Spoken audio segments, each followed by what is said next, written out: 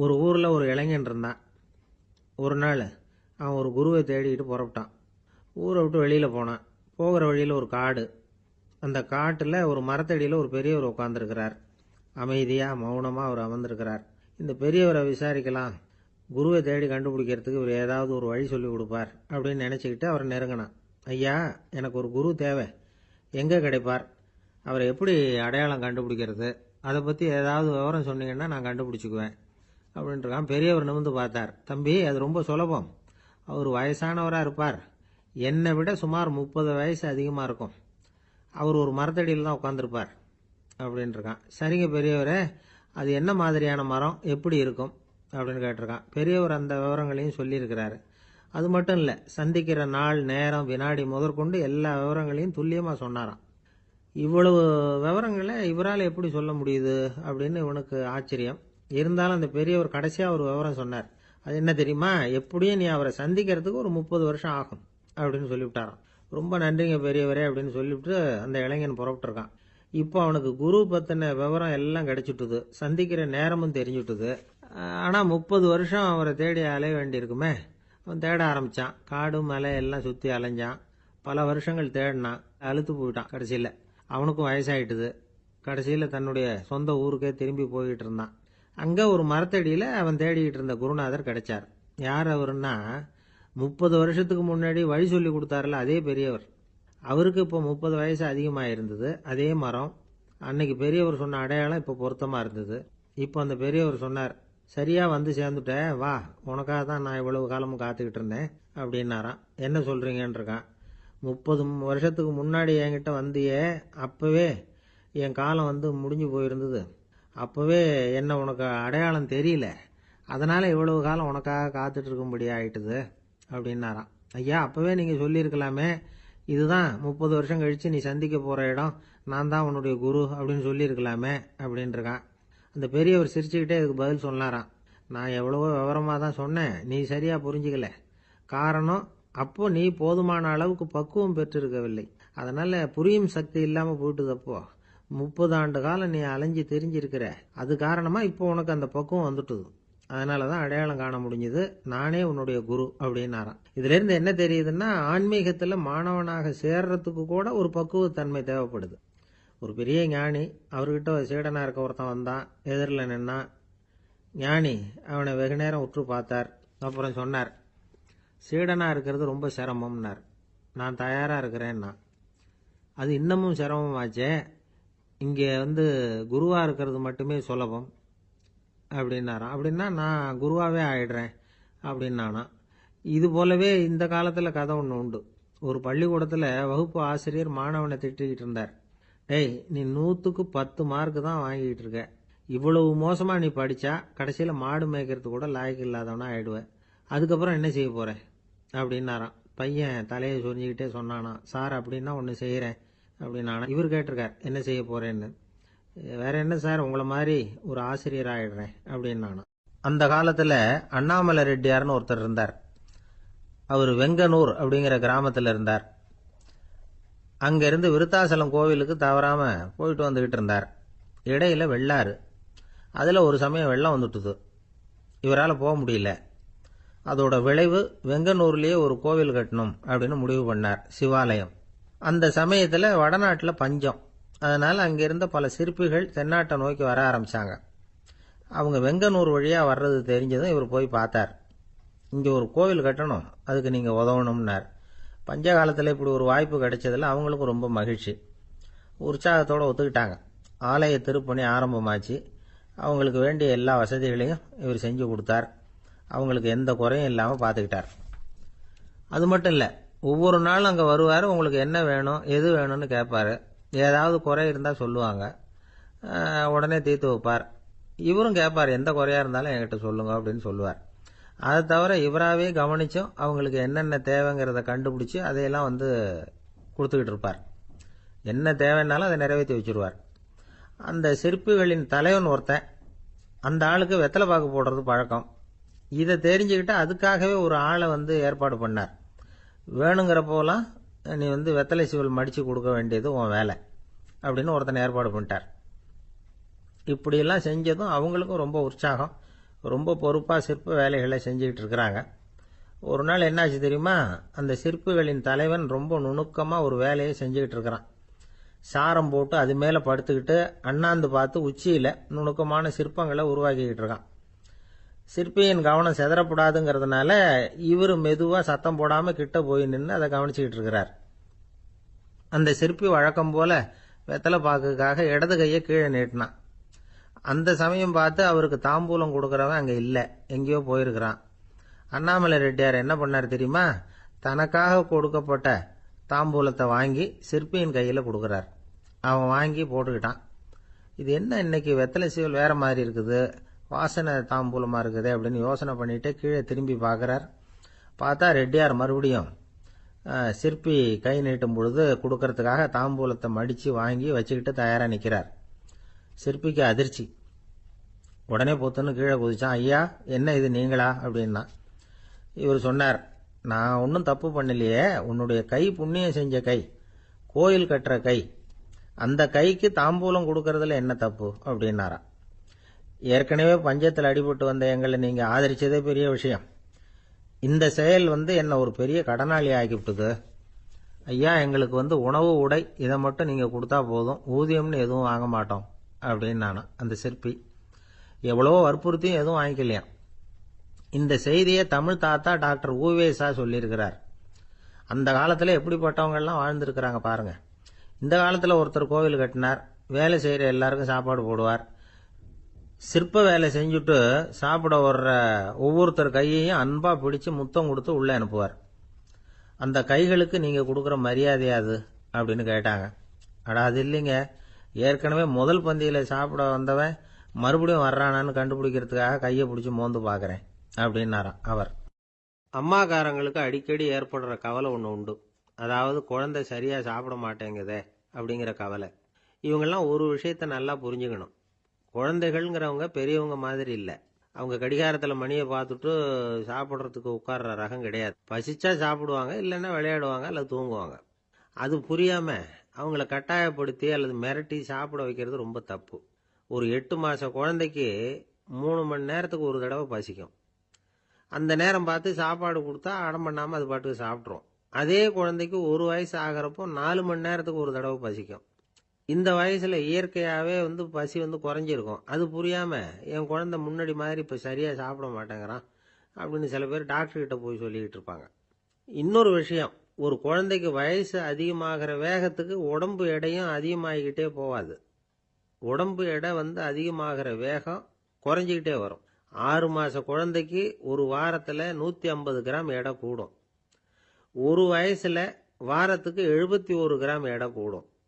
இது புரியாமல் அதிகமாக சாப்பாட்டை கொடுத்து குழந்தைய கஷ்டப்படுத்தக்கூடாது.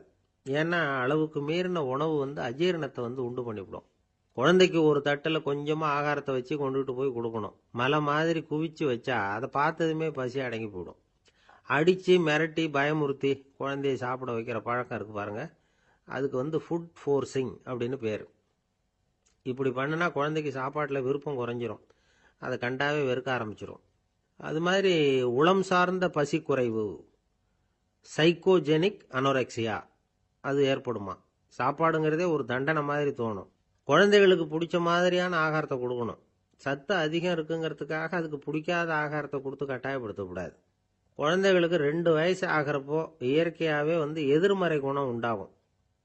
அதாவது அந்த எதிர்மறையாக பேசுறது. இது மாதிரி சமயங்களில் நாம் என்ன சொல்கிறோமோ அதுக்கு நேர்மாறாக நடந்துக்கும். ஏட்டிக்கு போட்டி. சாப்பிட சொன்னால் விளையாட போவோம், விளையாட சொன்னால் சாப்பாடு கேட்கும். இதை புரிஞ்சுக்கிட்டு நடந்துக்கணும். குழந்தை சொன்ன பேச்சை கேட்கலேன்னு கோவப்படக்கூடாது. குழந்தை வளர வளர பிடிவாத குணம் வர்றது சகஜம். கேட்டதை வாங்கி கொடுத்தாதான் சாப்பிடுவேன் அப்படின்னு பிடிவாதம் பண்ணும். வாங்கி கொடுத்துடுறது தான் உத்தமம். நீங்களும் அதுகிட்ட பிடிவாதம் பண்ணிட்டு இருக்கக்கூடாது. ஏன்னா கேட்டது கிடைக்கலையேங்கிற ஏமாற்றம் கூட குழந்தையோட பசியை குறைச்சிரும். கேட்டது கிடைச்சுட்டா பசி அதிகமாகும், கொடுத்ததை மலமலன்னு சாப்பிட்றோம். குழந்தைகளுக்கு கண்ட கண்ட நேரத்தில் சாப்பிட்றதுக்கு எதையாவது வாங்கி கொடுத்துக்கிட்டு இருந்தா சாப்பாட்டு நேரத்தில் சாப்பிடாம அடம் பண்ண ஆரம்பிச்சிடும். பள்ளிக்கூடம் போகிற பிள்ளைங்க காலை உணவை சரியாக சாப்பிட மாட்டாங்க. அச்சம், அவசரம், பரபரப்பு இதெல்லாம் தான் காரணம். பள்ளிக்கு புறப்படுறதுக்கு ஒரு 3/4 மணி நேரத்துக்கு முன்னாடியே சாப்பாடு போட்டுருங்க, அது சரியாக போடும். படிக்கிற குழந்தைகள் உடல் சோர்வு, மனச்சோர்வு இது காரணமாக கூட சாப்பிட மறுக்கிறது உண்டு. இப்போ உதாரணமாக சாயந்தரம் விளையாடி விட்டு வீட்டுக்கு வந்ததும் சாப்பிட சொன்னால் வேணாம்பாங்க. இது உடல் சோர்வு. ரொம்ப நேரம் வீட்டு பாடங்களை செஞ்சு முடித்த கையோடு சாப்பிட சொன்னாலும் அவங்களால சரியாக சாப்பிட முடியாது. இது உளச்சோர்வு, அதாவது மனச்சோர்வு. இதை தவிர குழந்தைகளுக்கு உடல் நலக்குறைவு ஏற்பட்டால் கூட சாப்பிட மறுக்கிறது உண்டு. சில மருந்து மாத்திரைகள் கூட பசியை குறைச்சிரும். அதனால் சரியாக தெரிஞ்சுக்கிட்டு குழந்தைகளை சாப்பிட வைக்கணும். அது புரியாமல் கையில் சாப்பாட்டு தட்டை வச்சுக்கிட்டு குழந்தைகளை விரட்டிக்கிட்டு அலையக்கூடாது. ஒரு சின்ன பையன் சொன்னான், எங்கள் அம்மா சாப்பாடு போடுறது தெரிஞ்சால் நான் உடனே வீட்டை விட்டு வெளியில் ஓடி போடுவேன் அப்படின்னா. ஏன் இப்படி பண்ணுறேன்னு கேட்டோம். எங்கள் அப்பா கூட அது மாதிரி தான் சார் பண்ணுவார் அப்படிங்கிறான். ஒரு நண்பர் யாருக்கோ ஃபோன் பண்ணிக்கிட்டு இருந்தார். அவர் பேசி முடித்ததும் நான் அவரை பார்த்து, இப்போ ஃபோன் பண்ணிங்களே, அந்த ஃபோன் நம்பர் என்ன அப்படின்னு கேட்டேன். அவர் தலையை சொரிஞ்சுக்கிட்டார். ஞாபகம் வரலன்னார்.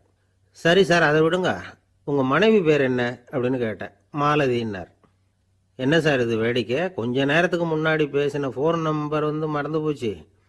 எப்போவோ கல்யாணம் பண்ணிக்கிட்ட மனைவி பேர் மறக்கலை, அதை கரெக்டாக சொல்லிவிட்டீங்களே அப்படின்னு கேட்டேன்.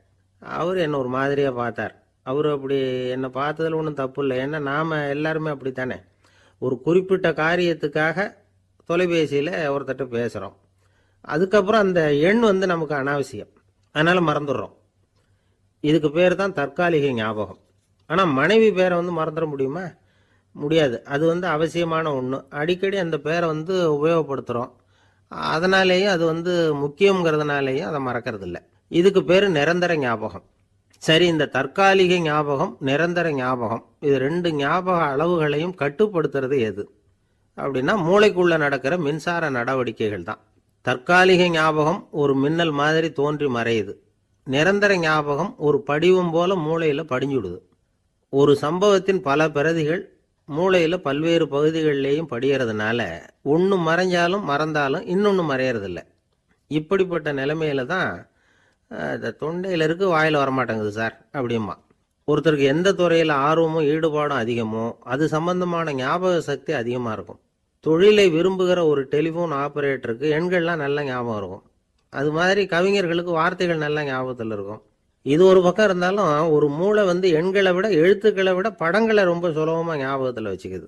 புரிஞ்சுக்கிற தன்மை, அனுபவம், புத்தி கூர்மை இது கூடி குறையிறத பொறுத்து ஞாபக சக்தியும் ஏறும் இறங்கும். இப்போ உதாரணத்துக்கு ஒரு பையனுக்கு படித்தது எதுவும் ஞாபகத்தில் இல்லைன்னா அவன் அதை சரியாக புரிஞ்சுக்கலன்னு அர்த்தம். இந்த மறதிங்கிறது எந்த சமயத்தில் ஒரு பிரச்சனை ஆகுது தெரியுமா? உங்களுக்கு வேண்டியப்பட்ட ஒருத்தரை ஞாயிற்றுக்கிழமை சாயந்தரம் சரியாக 5 மணிக்கு கடற்கரைக்கு வர சொல்லிவிட்டு அந்த நேரத்தை மறந்துவிட்டா அது பரவாயில்ல, வர சொன்னதையே மறந்துவிட்டாதான் நிலைமை மோசம்னு அர்த்தம். இப்படி இருந்தால் இது சிகிச்சை எடுத்துக்க வேண்டிய நிலைமைங்கிறத புரிஞ்சுக்கணும். ஆமாம், இதுக்கும் மருந்து இருக்குது. ஆனால் மூளை குறிப்பிட்ட அளவுக்கு கீழே இயங்குறப்போவோ இன்னொன்று சொல்லுவாங்க, இந்த நியூரோ டிரான்ஸ்மிட்டர் அப்படின்னு சொல்லுவாங்க. அப்படிங்கிற மூளை ரசாயனம் ரொம்பவும் குறைஞ்சி போகிறப்போ மட்டும்தான் உபயோகப்படும். டாக்டர் என்ன சொல்கிறாங்க தெரியுமா? மூளையை பொறுத்த வரைக்கும் அதில் ஞாபக சக்தி அதிகமாக உள்ள மூளை, மறதி உள்ள மூளை அப்படின்னு ஒன்றும் கிடையாது அப்படிங்கிறாங்க. நினைவு வச்சுக்கிறதுக்கு பயிற்சி அளிக்கப்பட்ட மூளை, பயிற்சியற்ற மூளை அப்படின்னு வேணும்னா சொல்லலாம் அப்படின்னு சொல்கிறாங்க.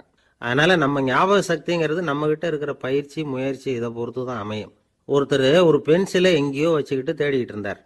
அப்புறம் என்னமோ தீவிரமாக யோசனை பண்ணி அதை ஞாபகப்படுத்தி பார்த்துக்கிட்டு இருந்தாராம். எதிரில் உட்காந்துருந்தவர் சொன்னார், பென்சிலை தானே தேடிட்டு இருக்கீங்க, அது உங்கள் வலது காதில் இருக்குது சார் அப்படின்னாராம் அவர்.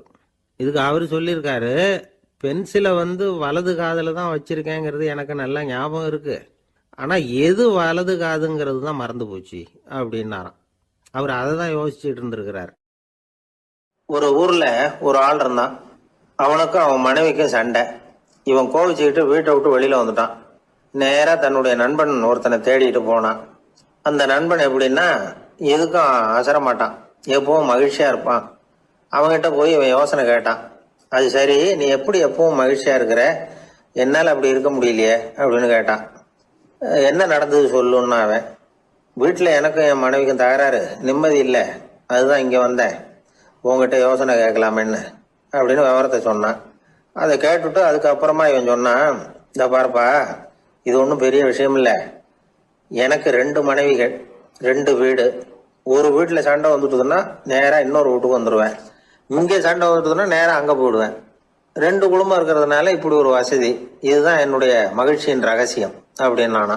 ஓ அப்படியா விஷயம், இப்போ புரிஞ்சுக்கிட்டேன், உன்னுடைய யோசனைக்கு ரொம்ப நன்றி அப்படின்னு சொல்லிவிட்டு அவன் திரும்பி வந்துட்டான்.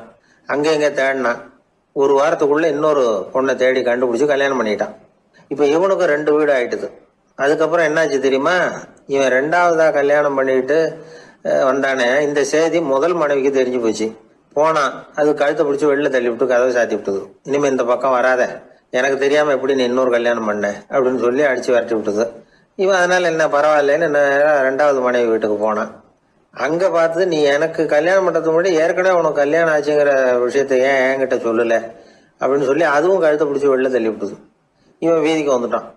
இங்கேயும் போக முடியல, அங்கேயும் போக முடியல. என்ன இது, அவன் சொல்லி கொடுத்த யோசனை ஒன்றும் சரியா வரலையே அப்படின்னு யோசனை பண்ணிக்கிட்டே நடந்தான். வழியில ஒரு பாழடைஞ்ச மண்டபம்.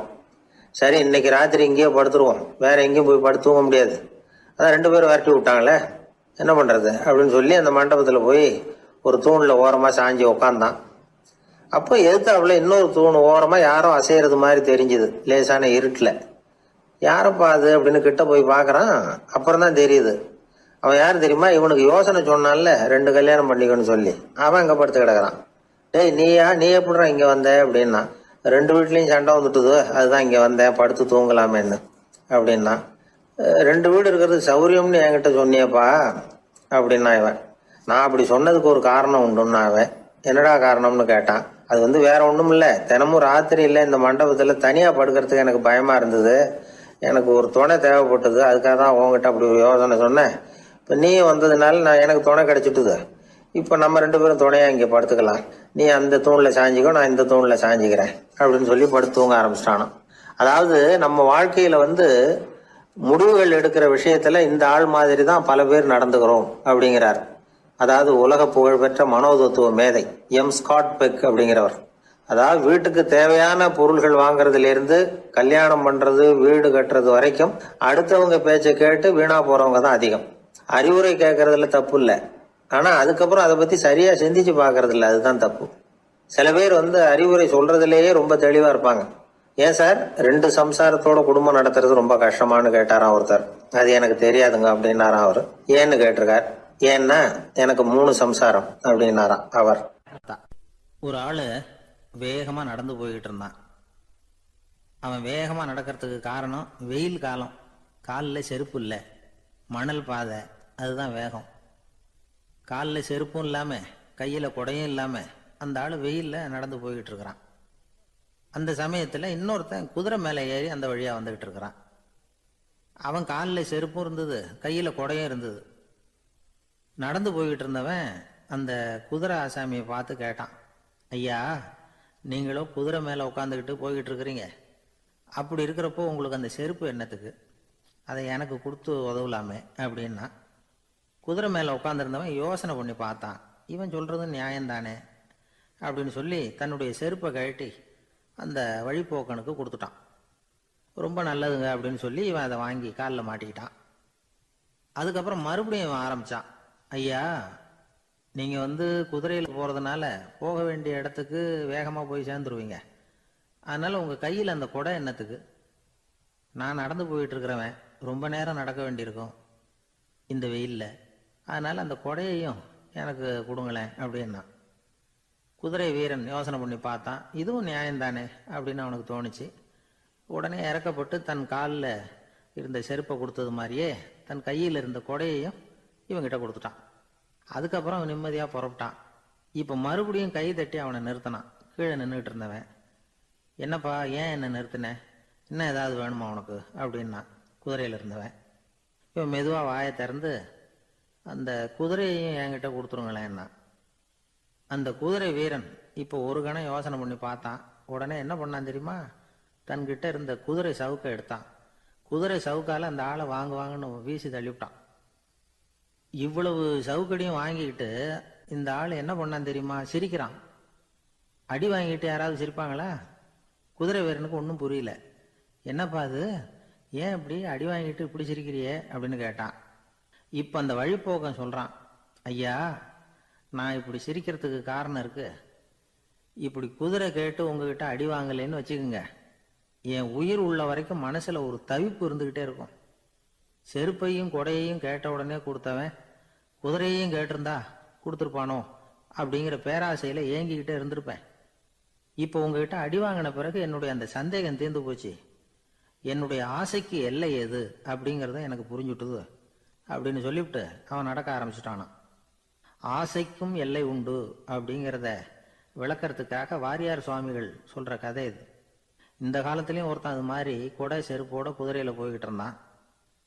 எதிரில் நடந்து வந்தவன், ஐயா உங்க கொடையை எனக்கு கொடுங்களேன்னு கேட்டான். உடனே அவன் குதிரையிலிருந்து கீழே குதிச்சு அவனை சாட்டையால் அடிக்க ஆரம்பிச்சுட்டான். இன்னொருத்தர் அந்த வழியா வந்தவர் இதை பார்த்தார். ஏன்பா அவன் கேட்டான், உன்னால முடியலன்னா இல்லைன்னு சொல்லிட வேண்டியது தானே, அதுக்காக ஏன் இப்படி அவனை போட்டு அடிக்கிறேன்னு கேட்டார். உங்களுக்கு விவரம் புரியாது சார், காலம் ரொம்ப கெட்டு போச்சு. கேட்டதை கொடுத்தேன்னு வச்சுக்கோங்க, இந்த குதிரையே என்னோடது, அவன் திருடிக்கிட்டு போறான் அப்படின்னு என் பேரில் புகார் கொடுக்க ஆரம்பிச்சிருவான் சார் அப்படின்னா. அது எப்படி அவ்வளவு உறுதியா சொல்றேன்னு கேட்டார் அவரு. ஏற்கனவே அது மாதிரி ஒருத்தன் பேரில் புகார் கொடுத்துட்டு தான் இந்த குதிரையை நான் தள்ளிட்டு வந்துகிட்டு இருக்கிறேன். ஒரு நண்பர் யாருக்கோ ஃபோன் பண்ணிக்கிட்டு இருந்தார். அவர் பேசி முடிச்சதும் நான் அவரை பார்த்து, இப்போ ஃபோன் பண்ணீங்களே அந்த ஃபோன் நம்பர் என்ன அப்படின்னு கேட்டேன். அவர் தலையை சொரிஞ்சுக்கிட்டார், ஞாபகம் வரலன்னார். சரி சார் அதை விடுங்க, உங்கள் மனைவி பேர் என்ன அப்படின்னு கேட்டேன். மாலதின்னார். என்ன சார் இது வேடிக்கை, கொஞ்ச நேரத்துக்கு முன்னாடி பேசின ஃபோன் நம்பர் மறந்து போச்சு. எப்போ கல்யாணம் பண்ணிக்கிட்ட மனைவி பேர் மறக்கலை, அதை கரெக்டாக சொல்லிவிட்டீங்களே அப்படின்னு கேட்டேன். அவர் என்ன ஒரு மாதிரியாக பார்த்தார்.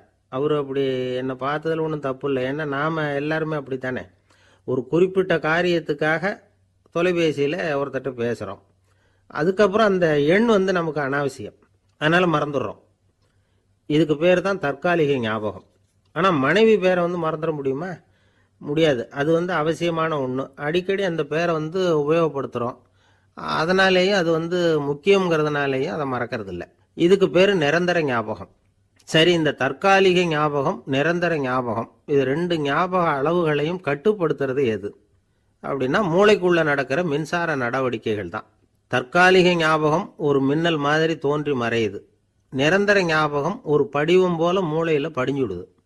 ஒரு சம்பவத்தின் பல பிரதிகள் மூளையில பல்வேறு பகுதிகளிலேயும் படியறதுனால ஒன்று மறைஞ்சாலும் மறந்தாலும் இன்னொன்று மறையறதில்லை. இப்படிப்பட்ட நிலைமையில தான் இந்த தொண்டையில் இருக்கு, வாயில் வரமாட்டேங்குது சார் அப்படிமா. ஒருத்தருக்கு எந்த துறையில் ஆர்வமும் ஈடுபாடும் அதிகமோ அது சம்பந்தமான ஞாபக சக்தி அதிகமாக இருக்கும். தொழிலை விரும்புகிற ஒரு டெலிஃபோன் ஆபரேட்டருக்கு எண்கள்லாம் நல்ல ஞாபகம் இருக்கும். அது மாதிரி கவிஞர்களுக்கு வார்த்தைகள் நல்ல ஞாபகத்தில் இருக்கும். இது ஒரு பக்கம் இருந்தாலும் ஒரு மூளை எண்களை விட எழுத்துக்களை விட படங்களை ரொம்ப சுலபமாக ஞாபகத்தில் வச்சுக்குது. புரிஞ்சுக்கிற தன்மை, அனுபவம், புத்தி கூர்மை இது கூடி குறையிறத பொறுத்து ஞாபக சக்தியும் ஏறும் இறங்கும். இப்போ உதாரணத்துக்கு ஒரு பையனுக்கு படித்தது எதுவும் ஞாபகத்தில் இல்லைன்னா அவன் அதை சரியாக புரிஞ்சுக்கலன்னு அர்த்தம். இந்த மறதிங்கிறது எந்த சமயத்தில் ஒரு பிரச்சனை ஆகுது தெரியுமா? உங்களுக்கு வேண்டியப்பட்ட ஒருத்தரை ஞாயிற்றுக்கிழமை சாயந்தரம் சரியாக 5 மணிக்கு கடற்கரைக்கு வர சொல்லிவிட்டு அந்த நேரத்தை மறந்துவிட்டா அது பரவாயில்ல, வர சொன்னதையே மறந்துவிட்டா தான் நிலைமை மோசம்னு அர்த்தம். இப்படி இருந்தால் இது சிகிச்சை எடுத்துக்க வேண்டிய நிலைமைங்கிறத புரிஞ்சுக்கணும். ஆமாம், இதுக்கும் மருந்து இருக்குது. ஆனால் மூளை குறிப்பிட்ட அளவுக்கும் கீழே இயங்குறப்போவோ இன்னொன்று சொல்லுவாங்க, இந்த நியூரோ டிரான்ஸ்மிட்டர் அப்படின்னு சொல்லுவாங்க. அப்படிங்கிற மூளை ரசாயனம் ரொம்பவும் குறைஞ்சி போகிறப்போ மட்டும்தான் உபயோகப்படும். டாக்டர் என்ன சொல்கிறாங்க தெரியுமா? மூளையை பொறுத்த வரைக்கும் அதில் ஞாபக சக்தி அதிகமாக உள்ள மூளை, மறதி உள்ள மூளை அப்படின்னு ஒன்றும் கிடையாது அப்படிங்கிறாங்க. நினைவு வச்சுக்கிறதுக்கு பயிற்சி அளிக்கப்பட்ட மூளை, பயிற்சியற்ற மூளை அப்படின்னு வேணும்னா சொல்லலாம் அப்படின்னு சொல்கிறாங்க. அதனால நம்ம ஞாபக சக்திங்கிறது நம்ம கிட்ட இருக்கிற பயிற்சி, முயற்சி இதை பொறுத்து தான் அமையும். ஒருத்தர் ஒரு பென்சிலை எங்கேயோ வச்சுக்கிட்டு தேடிக்கிட்டு இருந்தார். அப்புறம் என்னமோ தீவிரமாக யோசனை பண்ணி அதை ஞாபகப்படுத்தி பார்த்துக்கிட்டு இருந்தாராம். எதிரில் உட்காந்துருந்தவர் சொன்னார், பென்சிலை தானே தேடிட்டு இருக்கீங்க, அது உங்கள் வலது காதில் இருக்குது சார் அப்படின்னாராம் அவர். இதுக்கு அவர் சொல்லியிருக்காரு, பென்சிலை வலது காதில் தான் வச்சிருக்கேங்கிறது எனக்கு நல்லா ஞாபகம் இருக்கு, ஆனால் எது வலது காதுங்கிறது தான் மறந்து போச்சு அப்படின்னாராம். அவர் அதை தான் யோசிச்சுட்டு இருந்திருக்கிறார். ஒரு நண்பர் ஆனந்தமா சிகரெட் பிடிச்சிக்கிட்டு இருந்தார். இந்த பழக்கத்தை விட்டுவிடுங்களேன் அப்படின்னு சொல்லி பார்த்தோம். விட்டுடலாம்னு தான் பார்க்கறேன், ஆனா முடியலையேன்னார். மனசு வச்சா எல்லாம் முடியும் அப்படின்னோம்.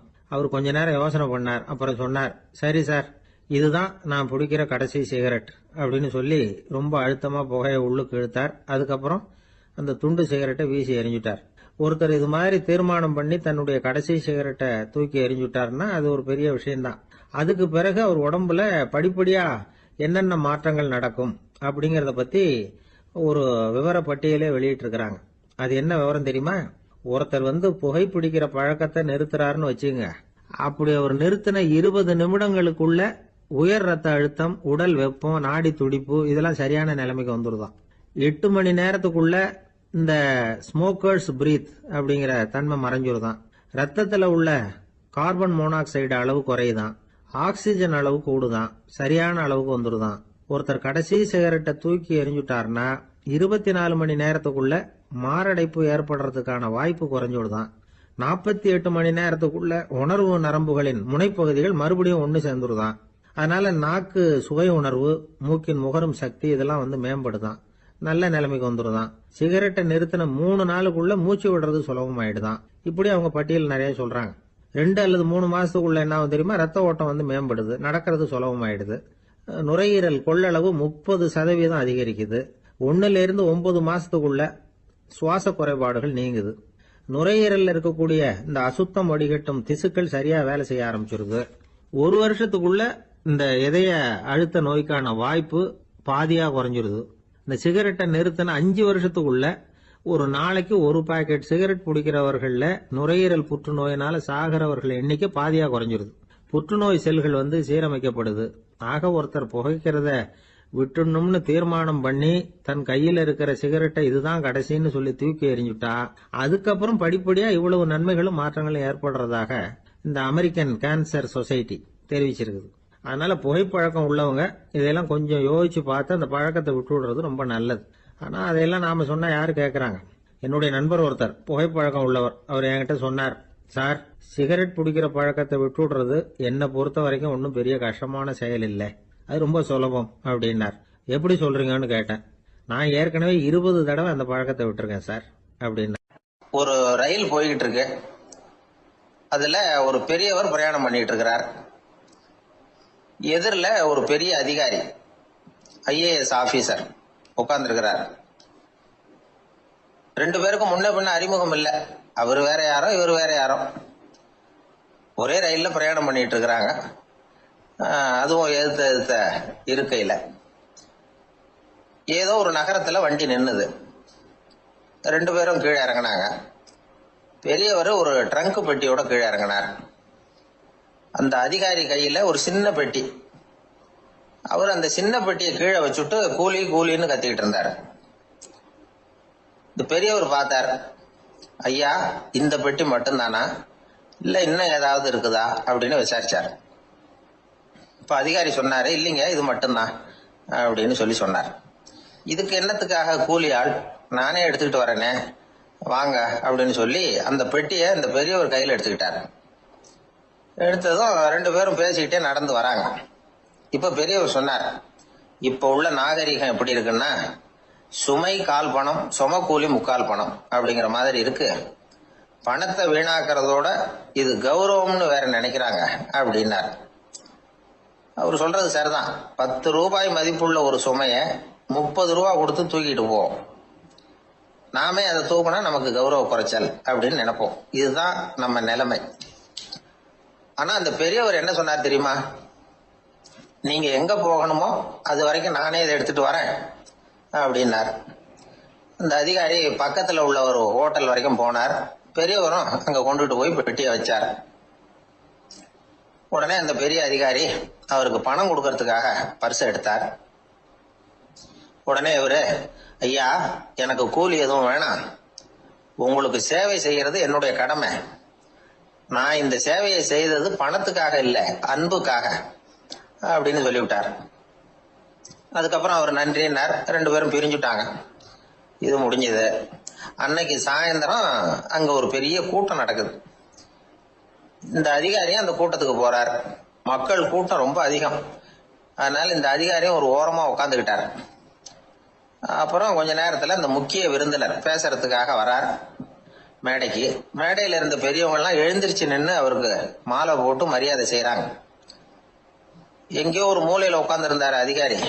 அவரு இதை கவனிச்சார். அவருக்கு ரொம்ப ஆச்சரியம், அதிர்ச்சி. ஏன்னா அங்க பேச வந்த முக்கிய விருந்தினர் வேற யாரும் இல்ல, இன்னைக்கு காலையில இவர் பெட்டியை தூக்கிட்டு வந்தாரு பெரியவர், அவர் தான். சரி, அந்த பெரியவர் யார் தெரியுமா? அவர் தான் ஈஸ்வர சந்திர வித்யாசாகர். கூட்டம் முடிஞ்சது. அதிகாரி அவரை தேடி ஓடினார். அவர் கைகளை பிடிச்சுக்கிட்டார். ஐயா, என்ன மன்னிச்சுடுங்க அப்படின்னாரு. அப்புறம் சொன்னார், அகங்காரம்ங்கிற கெட்ட புத்தி தான் உண்மைய கண்கள்ல இருந்து மறைக்குது. அகங்காரம் தான் மனுஷனை அழிக்குது. நீங்க ரொம்ப பெரிய மனிதர், இருந்தாலும் மனித தன்மையோட நடந்துக்கிறீங்க. இந்த அன்பு, தயவு, பொறுமை இதெல்லாம் இல்லைன்னா மனிதனாக இருக்கிறதுல என்ன பிரயோஜனம் அப்படின்னு சொல்லிவிட்டு அந்த அதிகாரி போனாராம். மனித தன்மைன்னா என்ன அப்படிங்கிற கேள்விக்கு இந்த பெரியவர் ஒரு உதாரணம். இப்பெல்லாம் அப்படியா இருக்கிறாங்க? ஒரு பெரியவர் ஒரு பெட்டியை தூக்கிட்டு வந்துகிட்டு இருக்கிறார். ஒரு இளைஞன் ஓடி வந்தான். கொடுங்க சார், நான் தூக்கிட்டு வரேன்னா. கொடுத்தார். வாங்கி தலையில வச்சுக்கிட்டான். அப்புறம் சொன்னான், அடுத்தவங்க சிரமப்படக்கூடாதுங்கிறது என்னுடைய கொள்கை அப்படின்னா. அது நல்லதுதான் அவரு. கடைசியில பெட்டியை கொடுத்தான். வாங்கிட்டு பரிசை திறந்தார் பணம் கொடுக்கறதுக்காக. வேணாங்க அப்படின்னு விட்டான் அந்த இளைஞன். ஏன்? நான் சொன்னேன் அடுத்தவங்க சிரமப்படக்கூடாதுங்கிறது என்னுடைய கொள்கைன்னு. அதனால உங்களுக்கு சிரமம் கொடுக்கக்கூடாதுங்கிறதுக்காக வரும்பொழுது நானே உங்க பரிசை எடுத்து வேணுங்கிற பணத்தை எடுத்துக்கிட்டு திருப்பி உங்க பாக்கெட்லயே போட்டுட்டேன் அப்படின்னா.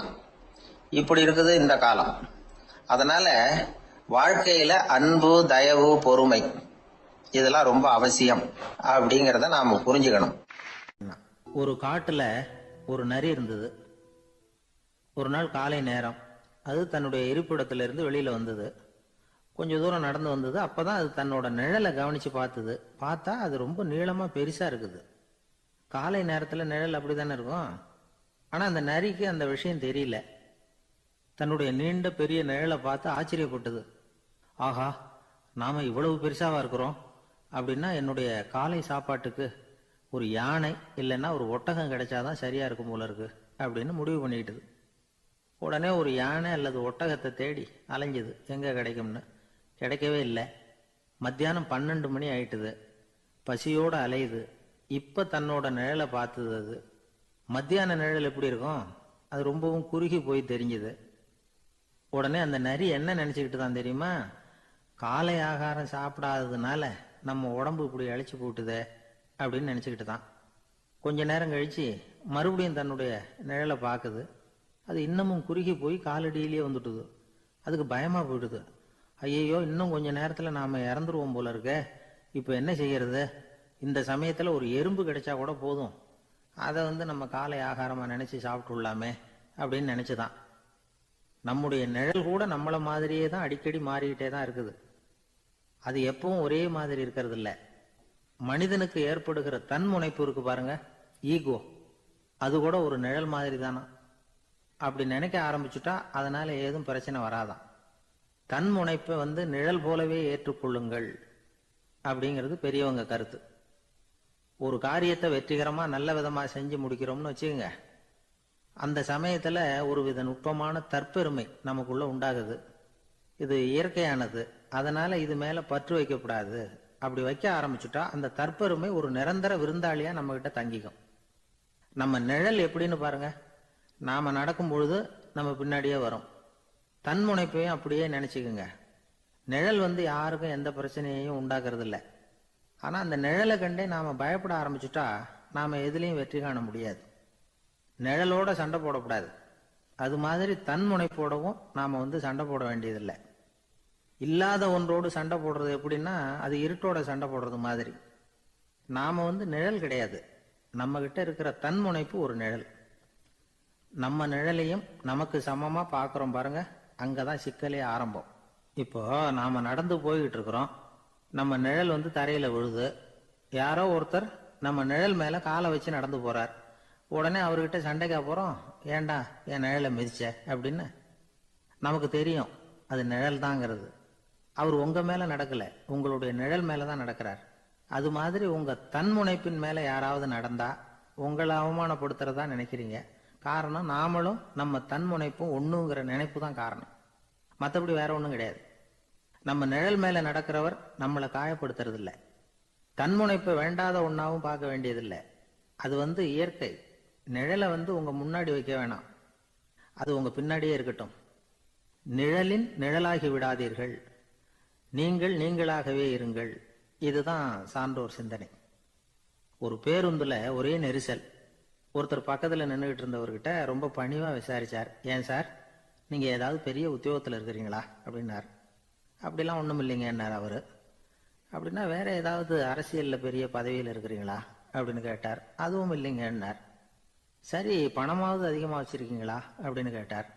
அப்படிலாம் ஒன்றும் கிடையாது சார்னார் அவரு. அப்புறம் எதுக்குடா என் காலை மிதிச்சுக்கிட்டு இருக்கிற, எடுறா காலை அப்படின்னாராம் இவர். ஒரு ஊர்ல ஒரு பெரியவர் இருந்தார். அவர் ஒரு குரு.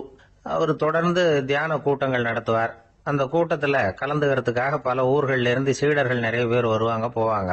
ஒரு நாள் அங்க கூட்டம் நடந்துகிட்டு இருக்குது. அந்த சமயத்துல சீடர்கள்ல ஒருத்தன் என்னத்தையே திருடி விட்டான். மற்ற சீடர்கள் அதை கவனிச்சுட்டாங்க. இவன் ஆப்பிட்டுக்கிட்டான். கூட்டம் முடிஞ்ச பிற்பாடு இவன் திருடின விஷயத்த அந்த பெரியவர்கிட்ட போய் சொன்னாங்களாம். அவர் கவனத்துக்கு கொண்டுகிட்டு போனாங்க. ஆனா அவர் இத காதலியே போட்டுக்கல, கண்டுக்கவே இல்லை.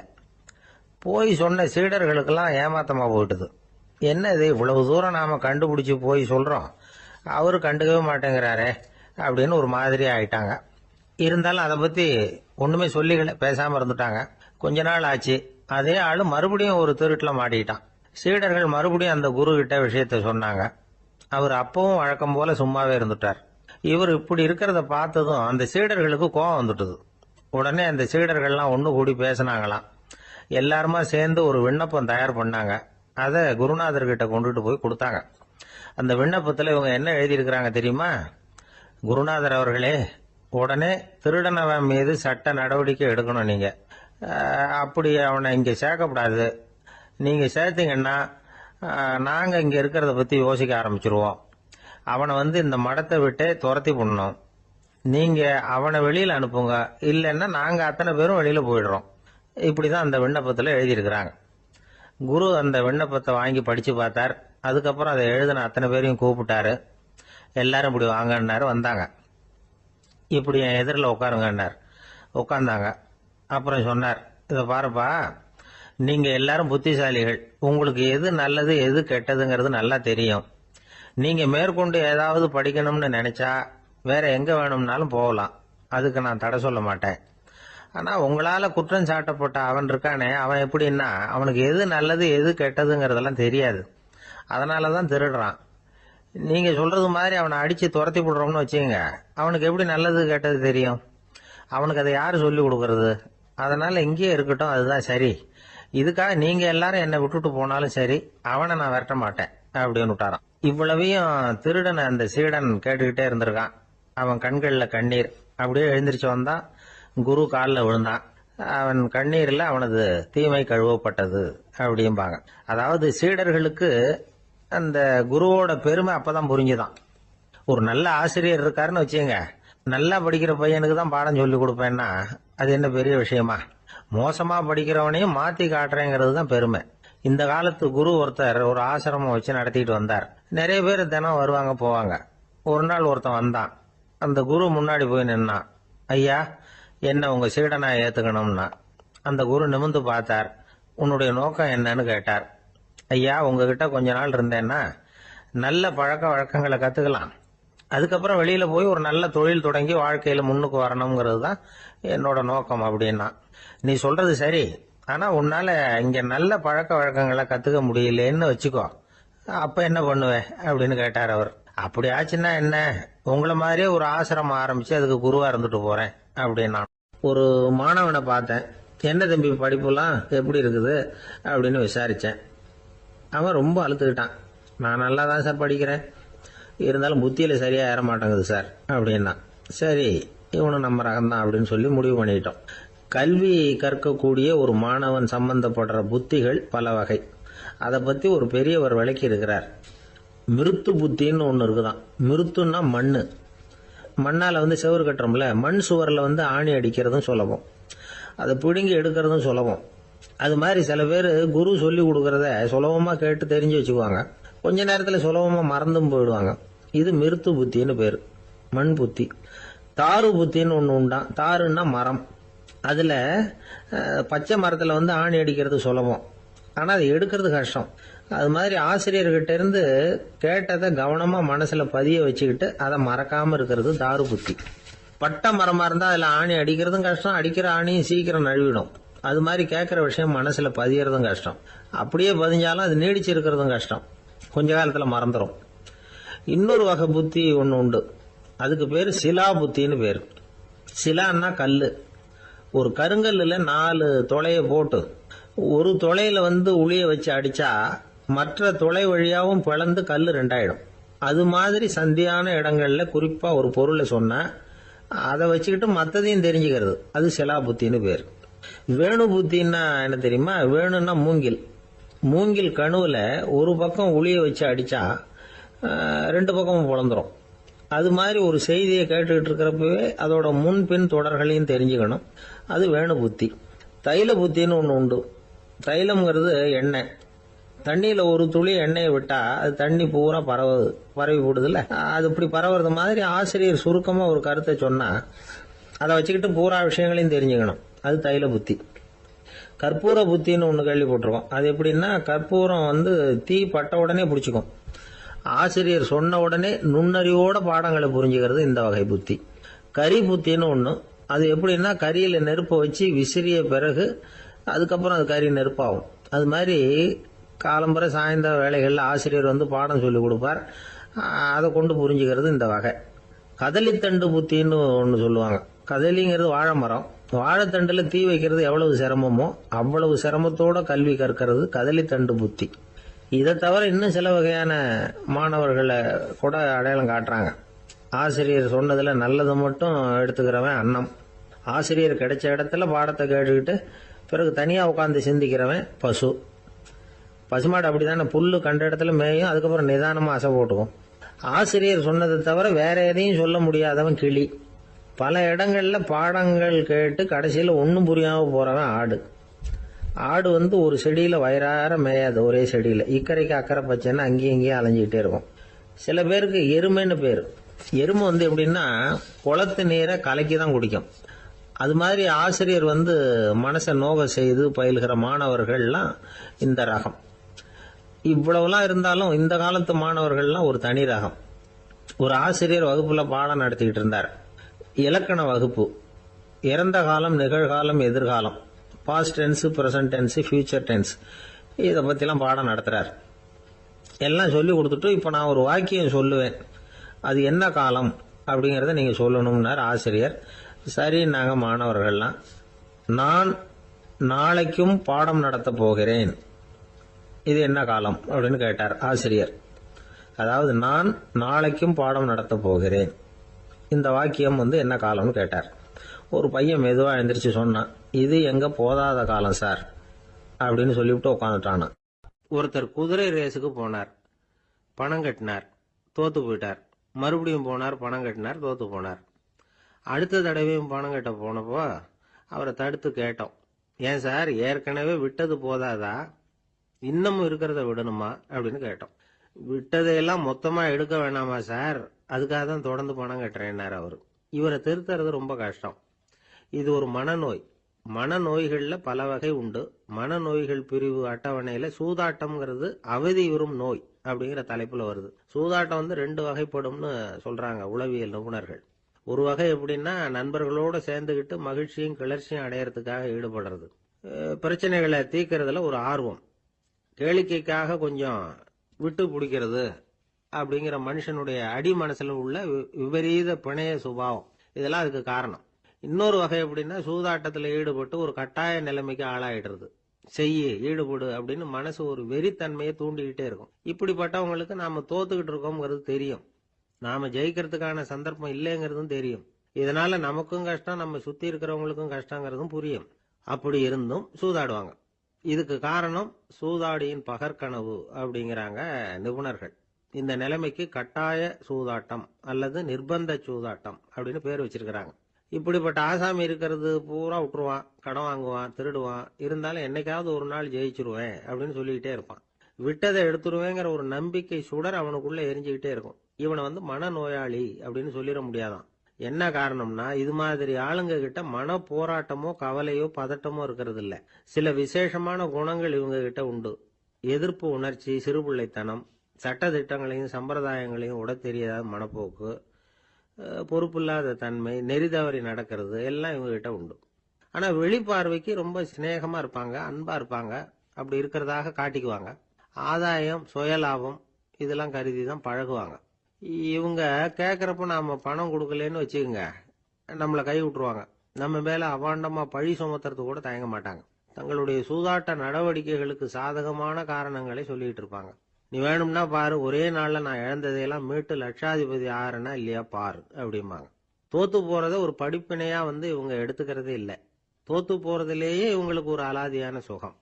தனக்குத்தானே துன்பத்தை வரவழைச்சிக்கிட்டு இன்பம் அடைகிறதுக்கு தன்வதை சுகம் அப்படின்னு பேர். இவங்கெல்லாம் அந்த ரகம். சில பேர் எப்படி தெரியுமா, மந்திர எண்ணங்களை வரவழைச்சிக்கிறது, சூதாடுறதுக்காக ஆபீஸ்ல கையாடல் பண்றது, அடுத்தவங்க கிட்ட இருந்து திருடுறது. இந்த மந்திர எண்ணம் தீவிரமாச்சுன்னா ஒரு மாதிரியா பேச ஆரம்பிச்சிருவாங்க. தோல்விதான் சார் வெற்றிக்கு முதல் படியும்பாங்க. தன்னால பகடக்காய்களையும் குதிரை ஓட்டிகளையும், அதாவது இந்த ஜாக்கிகள், அதெல்லாம் கட்டுப்படுத்த முடியுங்கிற பித்து நிலைக்கு இவங்கெல்லாம் தள்ளப்பட்டுருவாங்க. சில சூதாடிகள் ஆராய்ச்சி பார்த்ததுல என்ன தெரிய வந்தது தெரியுமா, அவங்கெல்லாம் குழந்தை பருவத்துல அன்புக்காக ஏங்கினவங்களாம், புறக்கணிக்கப்பட்டவங்களாம், உதவிகளை பெற முடியாதவங்க, இப்படிலாம் இருந்திருக்கிறாங்க. இவங்க வளர வளர மற்றவங்க சௌகரியம் பற்றி அக்கறை இல்லாதவங்களா ஆயிடுறாங்க. அதிர்ஷ்ட தேவதை தன்னோட இருக்கிறாங்க அப்படிங்கிற அசையாத நம்பிக்கை இவங்களுக்கு. இவங்களை திருத்துறது ரொம்ப கஷ்டம். அதனால பந்தயம், சூதாட்டம் இது மாதிரியான விஷயங்களை விட்டு விலகியே இருக்கிறது தான் நமக்கு நல்லது. ஒரு ஆள் சொன்னான், என்னுடைய குதிரை வேகமா ஓடுறதுக்கு என்ன வழி அப்படின்னு கால்நடை மருத்துவர்கிட்ட யோசனை கேட்டேன். அவர் ஒரு பாட்டில் நிறைய மாத்திரைகளை கொடுத்து தினம் 2 மாத்திரை வீதமா கொடுக்க சொன்னார். முதல் நாள் 2 மாத்திரையை கொடுத்துட்டு அது மேலே ஏறி உட்கார்றதுக்கு போனேன். அவ்வளவுதான்.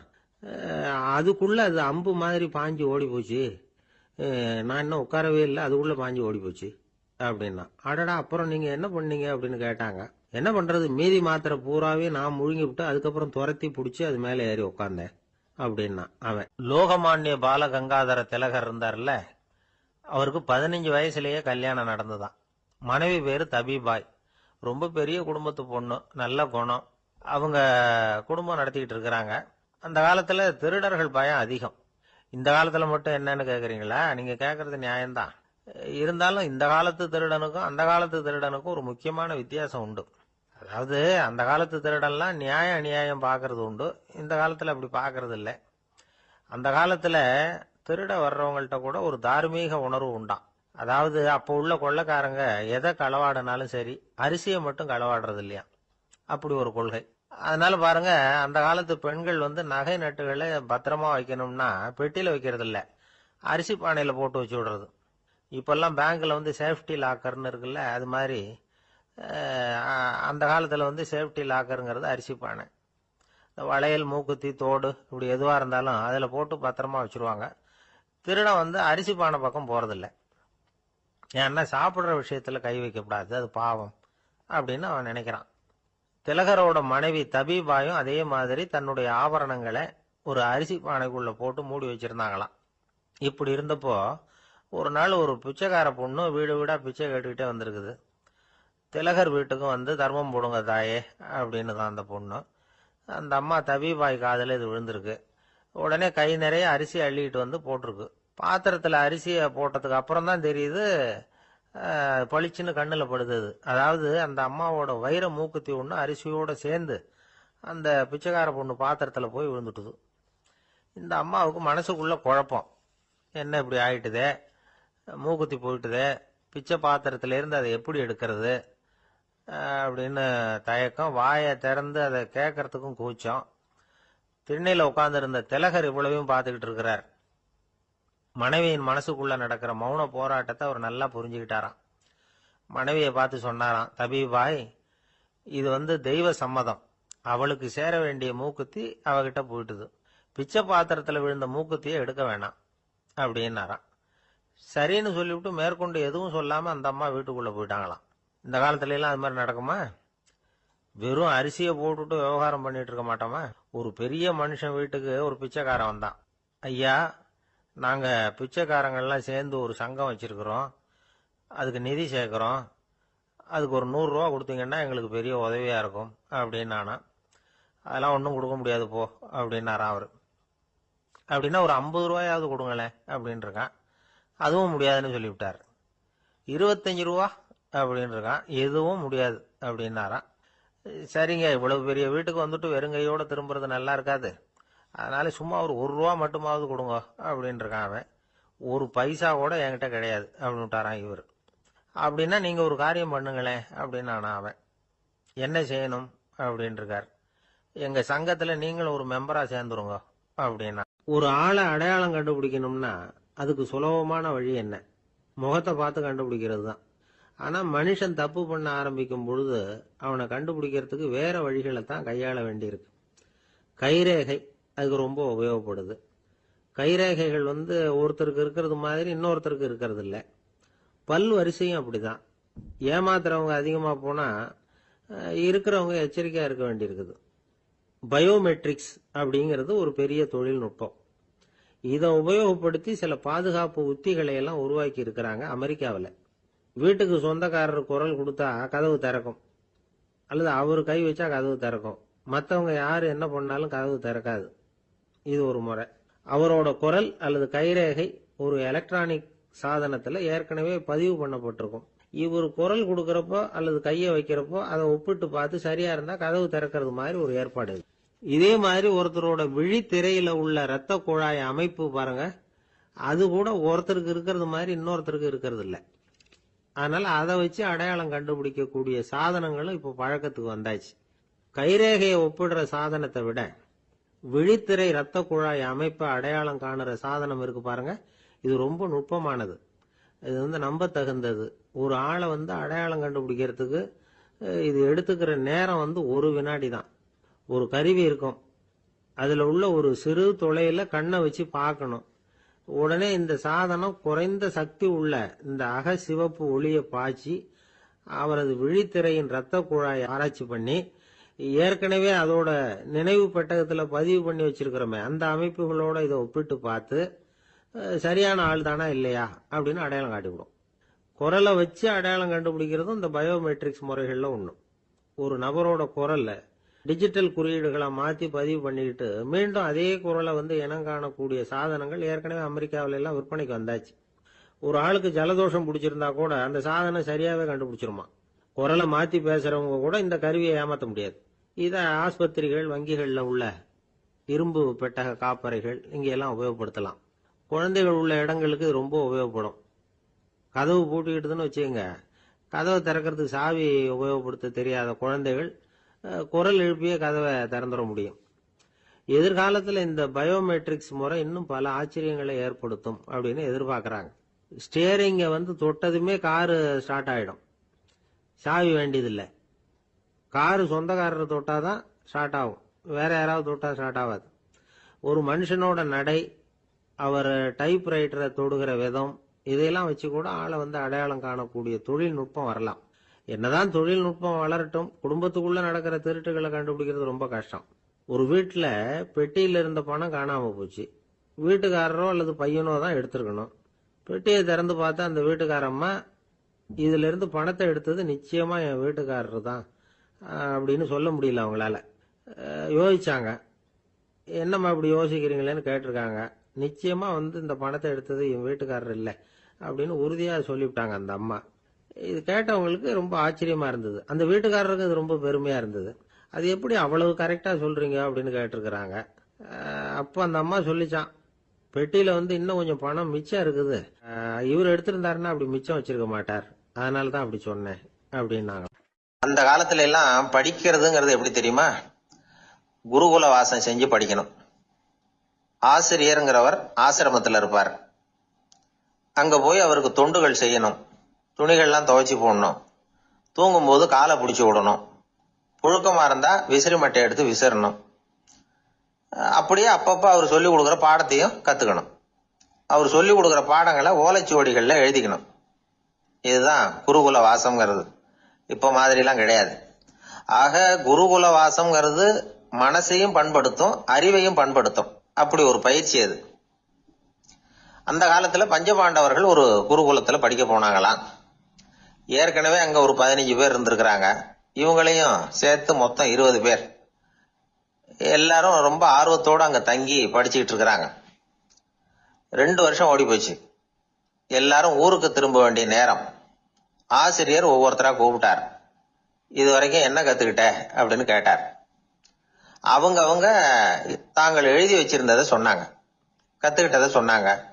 அங்க படிக்க வந்தவங்க எல்லாருமே புத்திசாலிகள். அது மட்டும் இல்ல, பல பேர் அரச குடும்பத்தை சேர்ந்தவங்க, இளவரசர்களாக வேற இருக்கிறவங்க. அதனால அவங்க கிட்ட அபாரமான கல்வி அறிவை எதிர்பார்த்தார். ஒருத்தன் வந்தான், தான் எழுதி வச்சிருந்த சரித்திர பாடம் பூராவையும் படிச்சு காட்டினான். இன்னொருத்தன் வந்தான், தான் எழுதி வச்சிருந்த பூகோள பாடம் பூராவையும் படிச்சு காட்டினான். இப்படி ஒவ்வொருத்தரா வந்து அவங்க படிச்சது என்னங்கிறத படிச்சு காட்டிட்டு போனாங்க. கடைசியா தர்மர் வந்தார். பேசாம நிக்கிறார். தன் கையில இருந்த ஓலைச்சுவடி கேட்டா அவர் பிரிக்கவே இல்லை. ஆசிரியர் இவர்கிட்ட தான் அதிகமா எதிர்பார்த்தார். ஆனா இவரும் பேசாம நின்றுட்டு இருக்கிறார். நீ என்ன கத்துக்கிட்ட சொல்லு, ஓலைச்சுவடியை பிரிச்சு படினார் அந்த முனிவர். தர்மர் அசையவே இல்லை. மெதுவா சொன்னார், ஐயா, நான் கத்துக்கிட்டது ஒன்னே ஒண்ணுதான். அதுதான் வாழ்க்கையில எனக்கு ரொம்ப முக்கியமான பாடமா அமையும் அப்படின்னார். என்னது, என்கிட்ட 2 வருஷ காலமா படிச்சு விட்டு கடைசியில கத்துக்கிட்டது ஒன்னே ஒண்ணுதானா அப்படின்னார் முனிவர். அவருக்கு ஒன்னும் புரியல. மற்ற மாணவர்களை விட இவர் பண்புகள்ல உயர்ந்தவர், அறிவுல சிறந்தவர், வயசுல முதிர்ந்தவர். இவரே இப்படி சொன்னா மத்தவங்க நிலைமை என்னத்துக்கு ஆறுது? அவங்க ரொம்பவும் கெட்டு போயிடுவாங்களே அப்படின்னு அவர் யோசனை பண்ணார். தர்மா, நல்லா யோசனை பண்ணி பதில் சொல்லு. 2 வருஷமா நீ வந்து கத்துக்கிட்டது என்ன அப்படின்னு தானே நான் கேக்குறேன். அதை கொஞ்சம் யோசனை பண்ணி சொல்லுன்னார் முனிவர் கொஞ்சம் கோபமா. தர்மர் முகத்துல எந்த மாறுதலுமே இல்லை. இல்லையா, 2 வருஷமா நான் கத்துக்கிட்ட முக்கியமான பாடம் ஒன்னே ஒண்ணுதான்னார். இப்போ அந்த முனிவருக்கு கோபம் அதிகமா வந்துடுச்சு. ஏன்பா, உனக்கு வெக்கமா இல்லையா? உன்னை விட வயசுல குறைஞ்சவங்க எவ்வளவு பாடம் கத்துக்கிட்டு இருக்கிறாங்க, எவ்வளவு விரிவா அவங்க படிச்சு காட்டினாங்க. நீயும் கூட நிறைய குறிச்சு வச்சிருக்கிற போல இருக்கு, அதை ஏன் பிரிச்சு படிக்க கூடாது அப்படின்னார். ஐயா, நான் சொல்றது உங்களுக்கு ஏமாற்றமா இருந்தா என்ன மன்னிக்கணும். நான் ரொம்ப முக்கியமா கத்துக்கிட்டு இருக்கிறது ஒன்னே ஒண்ணுதான், மத்த எதையும் சொல்றதுக்கு விரும்பலன்னார். மாணவர்கள்லாம் சிரிச்சுட்டாங்க. முனிவருக்கு கோபம் அளவுக்கு மீறி வந்துட்டு ஓங்கி அரைஞ்சு விட்டார் தர்மரை அவர் கன்னத்துல. தர்மர் கண்ணை செவந்து போட்டுது, கண்கள் கலங்கி போச்சு. ஆனாலும் அவர் அமைதியை இழக்கல, தலை குனிஞ்சு நிக்கிறார். இவருடைய புடிவாதம் முனிவருக்கு இன்னும் ஆத்திரத்தை உண்டாக்கி விட்டது. இன்னொரு கண்ணத்திலே அரைஞ்சார். எல்லாரும் பயந்து போய் அமைதியா நின்றுட்டு இருக்கிறாங்க. முனிவர் கத்துறார், அப்படி நீ கத்துக்கிட்ட அந்த முக்கியமான பாடம் தான் என்ன, அதையாவது சொல்லு அப்படின்னார். ஐயா, அதை மட்டும் ஒரு ஓலைச்சுவடியில தனியா குறிச்சு வச்சிருக்கிறேன், இந்தாங்க, இதை நீங்களே படிச்சு பாருங்கன்னார். தர்மர் ஓலைச்சுவடியை நீட்டினார். முனிவர் அதை வாங்கி பிரிச்சார், சத்தம் போட்டு படிச்சார்.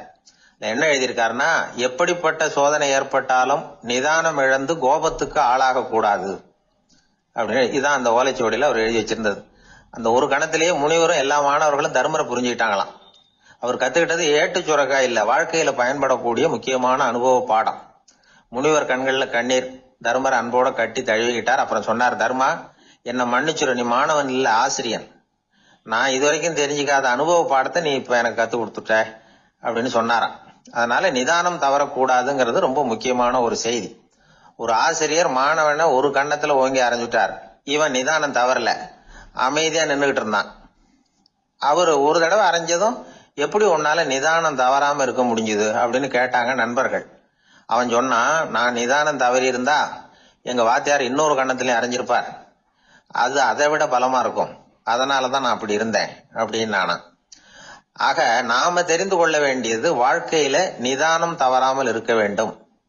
அதுதான் வெற்றியின் ரகசியம். இப்பெல்லாம் நம்ம ஊர்ல மாமியார் மருமகள் ஒருத்தர் நல்லா புரிஞ்சுக்கிட்டு நல்ல விதமா தான் இருக்கிறாங்க பல இடத்துல. அதனால நான் இப்ப சொல்ல போற கதையை கேட்டுவிட்டு இந்த காலத்துல அவ்வளவு மோசமா யாரு சார் நடந்துக்கிறாங்க அப்படின்னு கேட்டு யாரும் சண்டைக்கு வரக்கூடாது. இன்னொரு உண்மையையும் சொல்லிவிடுறேன். அதாவது இந்த கதையை நமக்கு எழுதி அனுப்பி இருக்கிறதே கொஞ்ச நாள்ல மருமகளாகவும் அதுக்கப்புறம் கொஞ்ச காலத்துல மாமியாராகவும் ஆக போற ஒரு நேயர் தான். சரி, இந்த கதைக்கு வருவோம். அதாவது ஒரு சின்ன குடும்பம், அந்த வீட்டுல மாமியார் ஆட்சி, அவங்க வச்சதுதான் சட்டம். புள்ளையண்டான் எப்படின்னா அம்மா சொல்றதையும் கேட்டுக்குவான், மனைவி சொல்றதையும் கேட்டுக்குவான், நமக்கு என்னத்துக்கு வம்புங்கிற டைப். மருமகள் பேர்ல குறை கண்டுபிடிக்கிறதுலயே அந்த மாமியாருக்கு ஒரு சுவாரஸ்யம். சின்ன சின்ன விஷயத்துல எல்லாம் குத்தம் கண்டுபிடிச்சுக்கிட்டே இருக்கிறாங்க.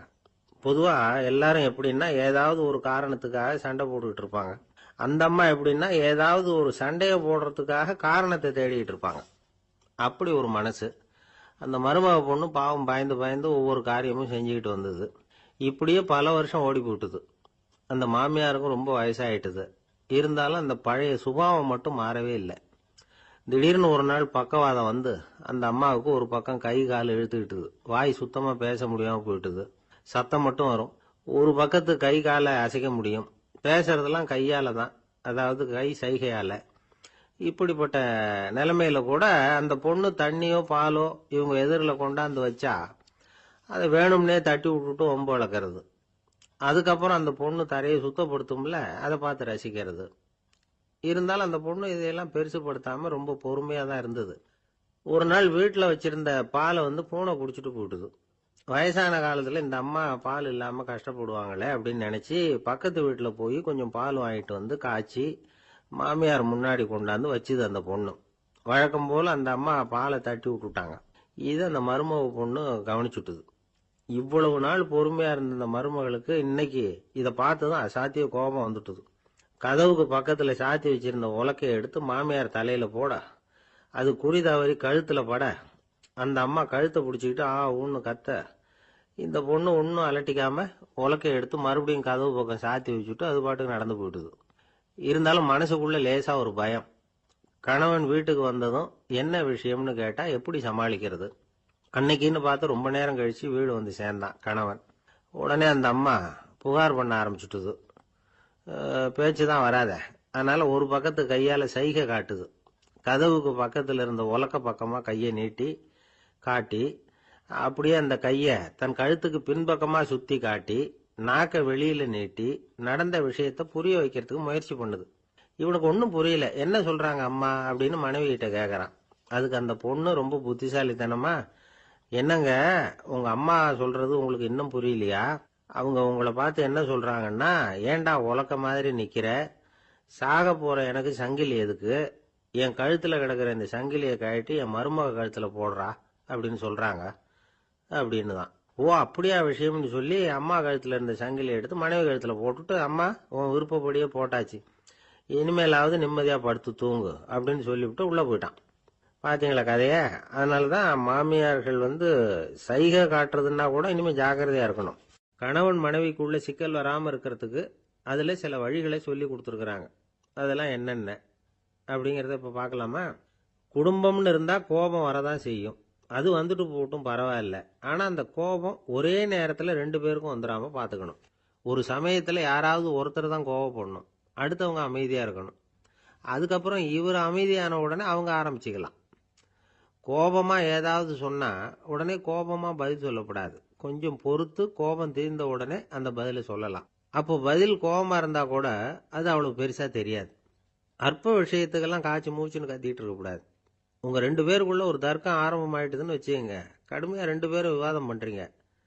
உங்கள ஒருத்தர் இதுல ஜெயிக்கணும்னா அது நீங்களா இருக்க வேணாம், அடுத்தவங்க ஜெயிக்கிறதுக்கு நீங்க துணையா இருங்களேன். அப்படின்னா நீங்க கொஞ்சம் விட்டு கொடுக்கணும், அவ்வளவுதான். ஏதாவது குத்தம் சொல்லணுமா, செஞ்ச தப்ப சுட்டி காட்டணுமா, விமர்சனம் பண்ணணுமா, பண்ணுங்க, வேணான்னு சொல்லல. ஆனா சொன்னதை அப்படி சொல்றத கொஞ்சம் அன்பா இதமா சொல்லுங்க. எப்போ நடந்த தவறுகளை எல்லாம் இப்போ போய் மறுபடியும் ஞாபகப்படுத்திட்டு இருக்க வேண்டாம். நான் அப்பவே சொன்னேன் இந்த புடவை வேணாம்னு, நீங்க தான் கேட்கல, இப்போ பாருங்க கிழிஞ்சு போச்சு இப்படின்னு கத்துனாங்க ஒரு அம்மா. எப்போ சொன்னீங்கன்னு கேட்டா ஒரு 10 வருஷத்துக்கு முன்னாடி தீபாவளி சமயத்துல அப்படிங்கிறாங்க. அது என்ன இன்னும் அப்படியே புதுசாகவே இருக்கும்? உங்களுக்கு அவர் தான் பெருசு, அவருக்கு நீங்க தான் பெருசு. அதை விட இந்த உலகத்துல வேற எதுவும் முக்கியம் இல்லைன்னு நினைக்கணும். நீ தான் என்னுடைய உலகம்னு எத்தனை தடவை சொல்லியிருப்பீங்க? அதெல்லாம் வெறும் வசனமா போயிடக்கூடாது.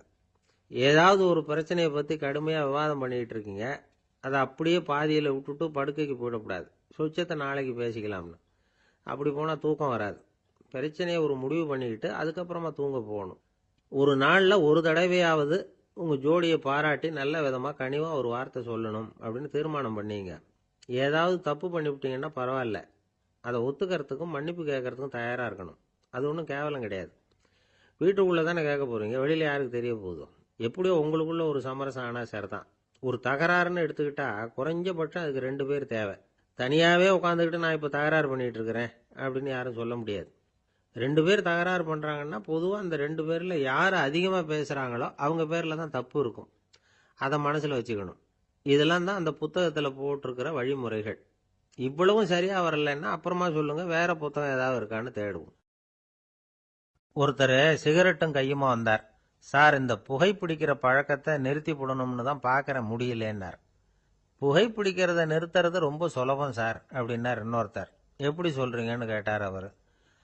நான் கூட ஏற்கனவே 10 தடவை அந்த பழக்கத்தை நிறுத்தி இருக்கிறேன் சார் அப்படின்னார் இவர். இதுல இருந்து என்ன தெரியுது? புகைப்பழக்கத்தை திடீர்னு விட்டு விடுறதுங்கிறது ரொம்ப கஷ்டம்னு தெரியுது. இருந்தாலும் இது சம்பந்தமான ஆராய்ச்சி, அனுபவம், இது ரெண்டையும் அடிப்படையா வச்சு சில வழிமுறைகளை சொல்றாங்க. அதாவது புகைப்பிடிக்கிறத நிறுத்துறதுக்கு 10 வழிகள் உண்டு அப்படின்னு சொல்றாங்க. அது என்னங்கிறத தெரிஞ்சுக்கிட்டா உபயோகப்படுதான்னு பார்க்கலாமே. முதல் கருத்து என்னன்னா, கொஞ்ச நாளைக்கு புகைப்பிடிக்கிற நண்பர்களை விட்டு விலகி இருக்கணும். இதனால புகைப்பிடிக்கிற ஆசை குறையும். அந்த பழக்கத்தை மறுபடியும் ஆரம்பிக்கப்படாதுங்கிற எண்ணம் உறுதிப்படும். ரெண்டாவது கருத்து, புகைப்பிடிக்கிறதை எதிர்த்து தீவிரமா பிரச்சாரம் செய்ய ஆரம்பிச்சிடணும். அது அடுத்தவங்களுக்கும் உபயோகப்படும், உங்களுக்கும் உபயோகப்படும். உங்க உள்ளுணர்வை அது தூண்டும், உங்களை உறுதி கொள்ள வைக்கும். மூன்றாவது கருத்து என்னன்னா, தினமும் 2 தடவை குளிக்கணும். எப்படி தெரியுமா? முதல்ல வெது வெதுப்பான தண்ணீர், அப்புறம் குளிர்ந்த தண்ணீர், இப்படி மாறி மாறி குளிக்கணுமா. நாலாவது கருத்து, உடற்பயிற்சிகள் செய்யணும். மூச்சு வாங்குற மாதிரியான பயிற்சிகள் ரொம்ப நல்லதான். பிராணாயாமம் அப்படிங்கிற மூச்சு பயிற்சி ரொம்ப நல்லதுங்கிறாங்க. அப்புறம் ஐந்தாவது கருத்து, சாப்பாடு மிதமா இருக்கணும், சீரா இருக்கணும். பச்சை காய்கறிகள், பழங்கள் சாப்பாட்டில் சேர்த்துக்கலாம். அடிக்கடி கொஞ்சம் கொஞ்சமாக சாப்பிட்டு ரத்தத்தில் சர்க்கரையின் அளவை பராமரிக்கணும். இது நரம்புகளை அமைதிப்படுத்தும். ஆறாவது கருத்து என்னன்னா, ரொம்ப நேரம் பசியோடு இருக்கக்கூடாது. புகைப்பிடிக்கிறத நிறுத்த முயற்சி செய்யும் பொழுது எடை குறைப்பு நடவடிக்கைகளை மேற்கொள்ளக்கூடாது. ஏழாவது கருத்து, காப்பி, தேநீர், மதுபானம், அப்புறம் போதைப் பொருள்கள் கலந்த உணவுகள் இதெல்லாம் வேணாம். புகைப்பிடிக்கிறத அதெல்லாம் ஊக்கப்படுத்தும். கடுகு, மிளகு, அப்புறம் காரமான பொருள்களை தவிர்க்கணும். உப்பு அளவை குறைக்கணும். தினமும் 10 குவளை தண்ணீராவது குடிக்கணும். வெறும் தண்ணி புகைப்பிடிக்கிற ஆவலை தணிக்குதான். எட்டாவது கருத்து, கையில் சிகரெட்டு, புகையில ஏதாவது இருந்தால் உடனே தூக்கி எறிஞ்சிருங்க. அது கையில் இருக்கிற வரைக்கும் புகைப்பிடிக்கிற ஆசை வந்துக்கிட்டே இருக்கும். 9வது கருத்து என்னன்னா, இறை நம்பிக்கை உள்ளவங்க புகைப்பிடிக்கிற எண்ணம் வர்றப்போவெல்லாம் பிரார்த்தனை செய்ய ஆரம்பிச்சுடலாம். 10வது கருத்து, உங்களுக்கு ரொம்பவும் வேண்டியவங்க யாரோ அவங்க கிட்ட எல்லாம் நீங்க புகைப்பிடிக்கிறத நிறுத்தி விட்டதா சொல்லிவிடுங்க. இந்த 10 வழிகளையும் கடைபிடிக்க ஆரம்பிச்சுட்டா புகைப்பிடிக்கும் பழக்கத்தை நிறுத்தி விடலாம் அப்படின்னு சொல்றாங்க அனுபவப்பட்டவங்க. முயற்சி பண்ணி பார்க்கலாம். ஒரு முக்கியமான இடத்துல நின்றுகிட்டு இருந்தார் ஒருத்தர். அங்க இன்னொருத்தர், ஏன் சார் இந்த இடத்துல சிகரெட் பிடிக்கலாமா அப்படின்னு அனுமதி கேட்டார். இந்த இடத்துல சிகரெட் பிடிக்க கூடாதுங்க அப்படின்னாரு இவர். நீங்க இப்படி சொல்றீங்க, ஆனா இந்த இடத்துல கீழே நிறைய சிகரெட் துண்டுகள் கிடக்குதே, அவங்கெல்லாம் யாரு? அவங்கெல்லாம் உங்க மாதிரி என்கிட்ட அனுமதி கேட்காதவங்க அப்படின்னாராம் இவர். ஒரு காடு, நல்ல மரம்லாம் செழிச்சு இருந்தது. அப்படிப்பட்ட காட்டில் ஒரு சாது இருந்தார். அவர் எப்படின்னா, எப்பவும் ஒரு மரத்தடியில் உட்காந்துருப்பார்.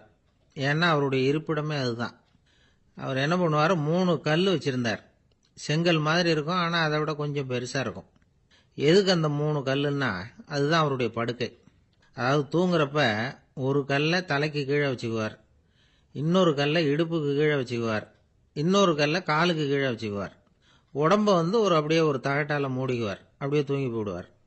மழை பெய்யுதுன்னு வச்சுங்க, அவர் உடம்பு 3 கல் மேலே இருக்குதா, அதனால தண்ணி அடியில் ஓடி போடும், உடம்பு நனையாது. மேலே தகடு இருக்கிறதுனால மழையும் உடம்புல படாது. அவர் தூக்கமும் கெடாது, நிம்மதியாக தூங்குவார். பகலில் அந்த 3 கல்லையும் ஒரு சேர ஒரு அடுப்பு மாதிரி வச்சு அது மேலே உட்காந்துக்குவார். அதனால் பாம்பு, பூச்சி எதுவும் அவரை தொந்தரவு பண்ணுறதில்ல. அது பாட்டுக்கு நகர்ந்து போடும். அவர் பாட்டுக்கு நிம்மதியாக இருப்பார். யாராவது எதையாவது கொண்டுகிட்டு கொடுத்தா அதை வாங்கி சாப்பிடுவார், அவ்வளவுதான். ஒரு நாள் அந்த நாட்டு அரசன் காட்டுக்கு வேட்டையாட வந்தான். அந்த வழியாக வந்தப்போ இந்த சாது படுத்திருக்கிறத பார்த்தான், பரிதாபப்பட்டான். ஐயோ பாவம், இவர் இப்படி இந்த கல் மேலே உடம்ப வச்சுக்கிட்டு தூங்குறாரு, என்ன பாடுபடுவார். இவரை நாம் அரண்மனைக்கு அழைச்சிட்டு போய் சுகமாக நிம்மதியாக இருக்கிறதுக்கு வழி செஞ்சு கொடுப்போம், அது ரொம்ப நல்லாயிருக்கும் அப்படின்னு நினச்சான். அப்படி நினச்சிக்கிட்டே அரண்மனைக்கு வந்துட்டான். அதுக்கப்புறம் ஒரு பல்லக்கையும் 2 சேவகர்களையும் காட்டுக்கு அனுப்பி அந்த சாதுவை மெதுவாக இங்கே அழைச்சிட்டு வந்துடுங்க அப்படின்னு சொல்லி அனுப்பி வச்சான். இவங்க போய் அவர்கிட்ட விவரத்தை சொன்னாங்க. எனக்கு என்னத்துக்கு அரண்மனை வாசம் அப்படின்னார். இருந்தாலும் மன்னர் உத்தரவு, நீங்கள் அவசியம் வரணும் அப்படின்னாங்க இவங்க. சரின்னு சொல்லிவிட்டு வேற வழி இல்லாமல் புறப்பட்டார். புறப்படும் பொழுது என்ன பண்ணாருன்னா, மறக்காமல் அந்த 3 கல், ஒரு தகடு, அதையும் எடுத்து பல்லக்கில் வச்சுக்கிட்டார். என்னத்துக்கு இதையெல்லாம் எடுத்து வைக்கிறாரு அப்படின்னு சொல்லி அவங்க யோசனை பண்ணாங்க. இருந்தாலும் அதை பற்றி ஒன்றும் கேட்கல. பேசாமல் அவரை அழைச்சிட்டு போய் அரண்மனையில் விட்டுட்டாங்க. அரசன் ஓடி வந்தான், வரவேற்றான், அறுசுவை உணவு படைச்சான். அவர் படுக்கிறதுக்கு தங்க கட்டில், பட்டு மெத்தை, இப்படி எல்லாம் ஏற்பாடு பண்ணி வச்சான். இங்கே படுத்து ஓய்வு எடுத்துங்க அப்படின்னு சொல்லிவிட்டு அவன் பாட்டு போயிட்டான். மறுநாள் காலையில் வந்து பார்க்குறான், சாது படுத்திருக்கிறார். எப்படி தெரியுமா? அந்த பட்டு மெத்தை மேலே 3 கல்லையும் வச்சு வழக்கம் போலவே அது மேலே படுத்திருக்கிறார். அதுக்கு மேலே தகடு. அரசன் பார்த்துட்டு அதிர்ச்சி ஆயிட்டான். என்ன சுவாமி இப்படி அப்படின்னா, சாது சொன்னார், எனக்கு தேவையும் இல்லை குறையும் இல்லை, எல்லா இடத்துலையும் எனக்கு ஒரே மகிழ்ச்சி தான் அப்படின்னார். மகிழ்ச்சிங்கிறது தங்க கட்டிலேயோ பட்டு மெத்தையிலேயோ இல்லை, அது மனசில் இருக்கிற ஒரு விஷயம். உண்மையான மகிழ்ச்சிக்கு வழி மனப்பக்குவம் அப்படிங்கிறது அந்த அரசனுக்கு புரிஞ்சுதான். இந்த காலத்தில் ஒரு சாமியார், அவரை தேடி ஒரு சீடன் வந்தான். என்னாச்சு தெரியுமா? சுவாமி, எனக்கு நிம்மதி வேணும், அதுக்கு என்ன வழின்னு கேட்டான். சாமியார் நிமிர்ந்து பார்த்தார். அப்புறம் சொன்னார், நீ ஏகப்பட்ட பேர்கிட்ட கடன் வாங்கியிருக்கிற, அதையெல்லாம் திருப்பி கொடுத்தாதான் உனக்கு நிம்மதி கிடைக்கும்னார். இவனுக்கு ஆச்சரியம். அது எப்படி சாமி, அவ்வளவு கரெக்டாக நான் கடன் வாங்கினதை கண்டுபிடிச்சிங்க அப்படின்னா, உனக்கு கடன் கொடுத்து சாமியாரா போனதே நான் தான்ப்பா, அதனால தான் இந்த கதிக்கு வந்தேன். என்கிட்டயே நிம்மதிக்கு வழி கேட்குறிய, அதுதான்டா வேதனை அப்படின்னாராம் அவர். ஒருத்தர் மனசில் நிம்மதி இல்லாமல் உட்காந்துருந்தார். என்ன சார் விஷயம் அப்படின்னு விசாரித்தேன். அகலக்கால் வச்சுட்டேன், அதுதான் அவதிப்படுறேன்னார். விவரமாக சொல்லுங்கன்னு. வீடு கட்டணும்னு ஆரம்பித்தேன், வேலை பாதியிலேயே நிற்கிது, கையில் பணம் இல்லை அப்படின்னார். இது மாதிரி ஆசாமிகள் பல பேரை நீங்கள் பார்த்துருக்கலாம். இவங்கெல்லாம் சுலபமாக மன அழுத்தத்துக்கு ஆளாயிடுறாங்க. மன உளைச்சல், அதாவது ஸ்ட்ரெஸ் அப்படின்னு சொல்கிறோமே, அதுக்கு அடிப்படையான சில காரணங்கள் உண்டு. அதாவது மிகையாக திட்டமிடுதல் அப்படிங்கிறதும் ஒரு முக்கியமான காரணம். நடைமுறை சாத்தியம் என்னங்கிறத மனசில் வச்சுக்கிட்டு எந்த திட்டத்தையும் தீட்டணும், அப்போ தான் அது சரியாக வரும். 2வது காரணம் என்ன தெரியுமா? ஒரே நேரத்தில் பல்வேறு செயல்களில் ஈடுபடுறது. தொலைபேசியில் பேசிக்கிட்டே கையில் இருக்கிற கடிதத்தை படிச்சுக்கிட்டே எதிரில் உட்காந்துக்கிட்டு இருக்கிறவருக்கும் அப்பப்போ பதில் சொல்லிக்கிட்டு மனசில் பல்வேறு சிந்தனைகளை அப்படியே ஓட விட்டுக்கிட்டு இருக்கிறது, இதுவும் மன அழுத்தத்தை உண்டாக்குது. 3வது காரணம், எதிலேயும் வெற்றி மட்டும் எதிர்பார்க்குற ஒருதலைப்பட்சமான ஆர்வம்.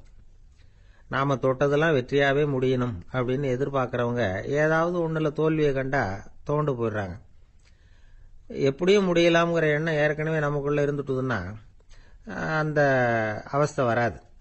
அதனால் அதுவும் நம்ம வளர்த்து கொள்ள வேண்டிய ஒரு குணம். மன உளைச்சல் ஏற்படுறதுக்கு இன்னொரு காரணம், எதையும் வேகமாக செஞ்சுடணும் அப்படிங்கிற துடிப்பு. அந்த துடிப்பே மனசை அழுத்த ஆரம்பிச்சிடும். எந்த ஒரு காரியத்திலையும் தாமதமோ இடையூறோ ஏற்பட்டால் அதை பொறுத்துக்கிற மனப்போக்கம் வேணும். அது இல்லாதவங்க அழுத்தத்துக்கு ஆளாயிடுறாங்க. சில பேர் வேலைன்னு எந்த நேரம் பார்த்தாலும் வேலையே கதின்னு கிடப்பாங்க. பொழுதுபோக்குக்கோ உடற்பயிற்சிக்கோ குடும்பத்தில் உள்ளவங்க அல்லது நண்பர்கள் கூட கலந்துரையாடவோ கொஞ்சம் கூட நேரம் ஒதுக்க மாட்டாங்க. இந்த சுபாவம் மன அழுத்தத்தை உண்டு பண்ணும். இதையெல்லாம் புரிஞ்சுக்கிட்டு அதிலிருந்து விடுபடுறது எப்படின்னு யோசிக்கணும். வல்லுநர்கள் இது தொடர்பாக சில யோசனைகளை சொல்லி வச்சிருக்கிறாங்க. அது என்னன்னா, வாழ்க்கைங்கிறது பிரச்சனைகளால் பின்னப்பட்ட ஒன்று, அது எப்பவுமே முடிவடையாத ஒரு தொடர்கதை அப்படிங்கிறத முதல்ல நாம் புரிஞ்சுக்கணும். ஒரே நேரத்தில் ஒரு காரியத்தில் மட்டுமே நாம் கவனம் செலுத்தணும். அடுத்தவங்க காரியத்தில் தலையிடக்கூடாது. எதையும் பேச ஆரம்பிக்கிறதுக்கு முன்னாடி நம்மை நாமே கேட்டுக்க வேண்டிய கேள்வி 2. 1, நான் சொல்ல போகிறது ரொம்ப முக்கியமானதா? 2வது, நான் சொல்கிறத அவங்க கேட்கறதுக்கு ஆசைப்படுறாங்களா? நான் பேசுறதுக்கு அது சரியான நேரம் தானா? இதை யோசித்து பார்த்ததுக்கப்புறம் எதையும் பேச ஆரம்பிக்கணும். முடிஞ்ச அளவுக்கு வளைந்து போகிற சுபாவத்தை வளர்த்துக்கணும். நம்ம நேரம் விலை மதிப்பு இல்லாதது, அதை வீணாக்கக்கூடாது. சிரிக்க தெரியலனாலும் பரவாயில்ல, முகத்தில் கொஞ்சம் புன்முறுவலாவது காட்டணும். இதெல்லாம் ரொம்ப முக்கியம். அடுத்தவங்க ஏதாவது செஞ்சால் உடனே நன்றி சொல்ல மறக்கப்படாது. தினமும் கொஞ்சம் நேரத்தை தனிமையில் செலவு பண்ணணும். மன உளைச்சலிருந்து விடுபடுறதுக்கு 3 முக்கிய வழிகள் சொல்கிறாங்க. அதை சுருக்கமாக ரெட் அப்படின்னு சொல்கிறாங்க. RED ஆங்கில எழுத்தில். அந்த முதல் எழுத்து ஆர் அது என்னன்னா ரிலாக்ஸேஷன், அதாவது இடை ஓய்வு. ரெண்டாவது இ வந்து எக்ஸர்சைஸ், உடற்பயிற்சி. மூணாவது டயட், திட்டமிட்ட உணவு முறை. அதனால் தியானம், மூச்சு பயிற்சி இதெல்லாம் வந்து இந்த இடை ஓய்வுக்கு வழிகள். எந்த வேலையையும் தொடர்ந்து செய்யக்கூடாது. எல்லார்கிட்டையும் கலகலப்பாக பழகணும். மாசத்துக்கு ஒரு நாளாவது குடும்பத்தோடு வெளியில் போயிட்டு வரணும். சுலபமான உடற்பயிற்சிகளை செய்யலாம். உடற்பயிற்சிங்கிறது நமக்காக நாம செய்கிற ஒரு நீண்ட கால முதலீடு அப்படின்னு சொல்லுவாங்க. அதாவது லாங் டேர்ம் இன்வெஸ்ட்மெண்ட்டாம். அளவோட சாப்பிடணும், மெதுவாக சாப்பிடணும். இதெல்லாம் கொஞ்சம் மனசில் வச்சுக்கிட்டு நடந்துக்கிட்டா மகிழ்ச்சியாக வாழலாம். சில பேர் சாப்பாட்டு விஷயத்தில் ரொம்ப அக்கறை எடுத்துக்கிறது உண்டு. ஒரு குண்டு ஆசாமி சாப்பிட உட்கார்ந்தார். முதல்ல ஒரு மாத்திரை சாப்பிட்டார். எதுக்குன்னு கேட்டோம். பசி எடுக்கிறதுக்குன்னார். சாப்பிட்டு முடிச்சார். பிறகு மறுபடியும் ஒரு மாத்திரை சாப்பிட்டார். இது எதுக்குன்னு கேட்டோம்.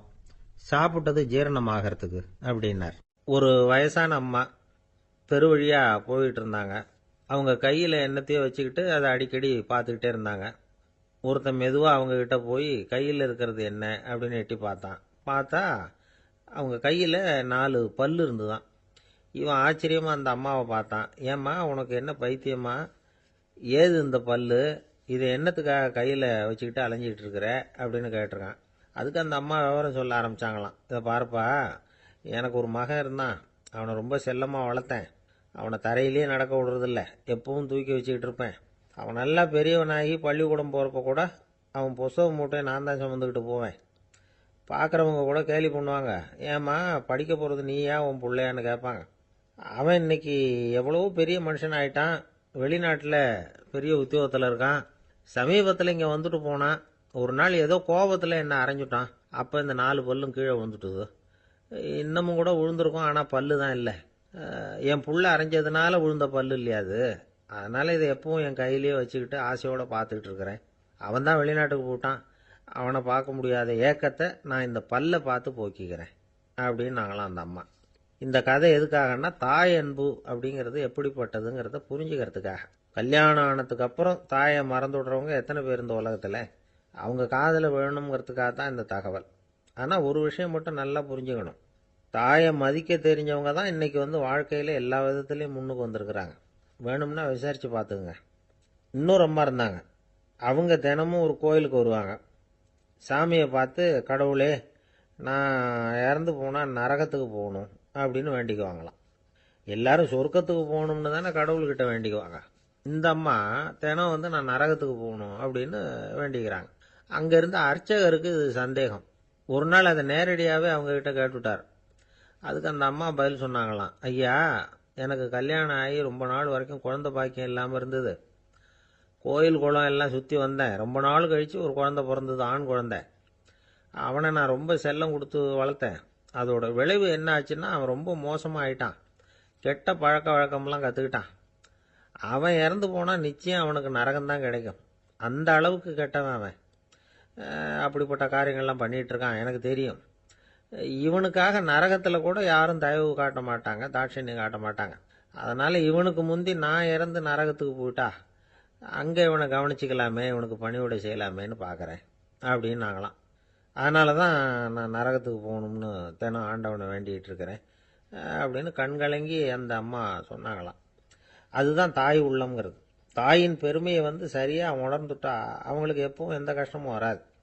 இது ஏதோ உபதேசத்துக்காக சொல்கிற வார்த்தை இல்லை, உண்மையான வார்த்தை. இந்த விவரத்தையெல்லாம் நண்பர் ஒருத்தர்கிட்ட சொல்லிகிட்டு இருந்தேன். அவர் கொஞ்ச நாள் கழித்து என்னை தேடி வந்தார்.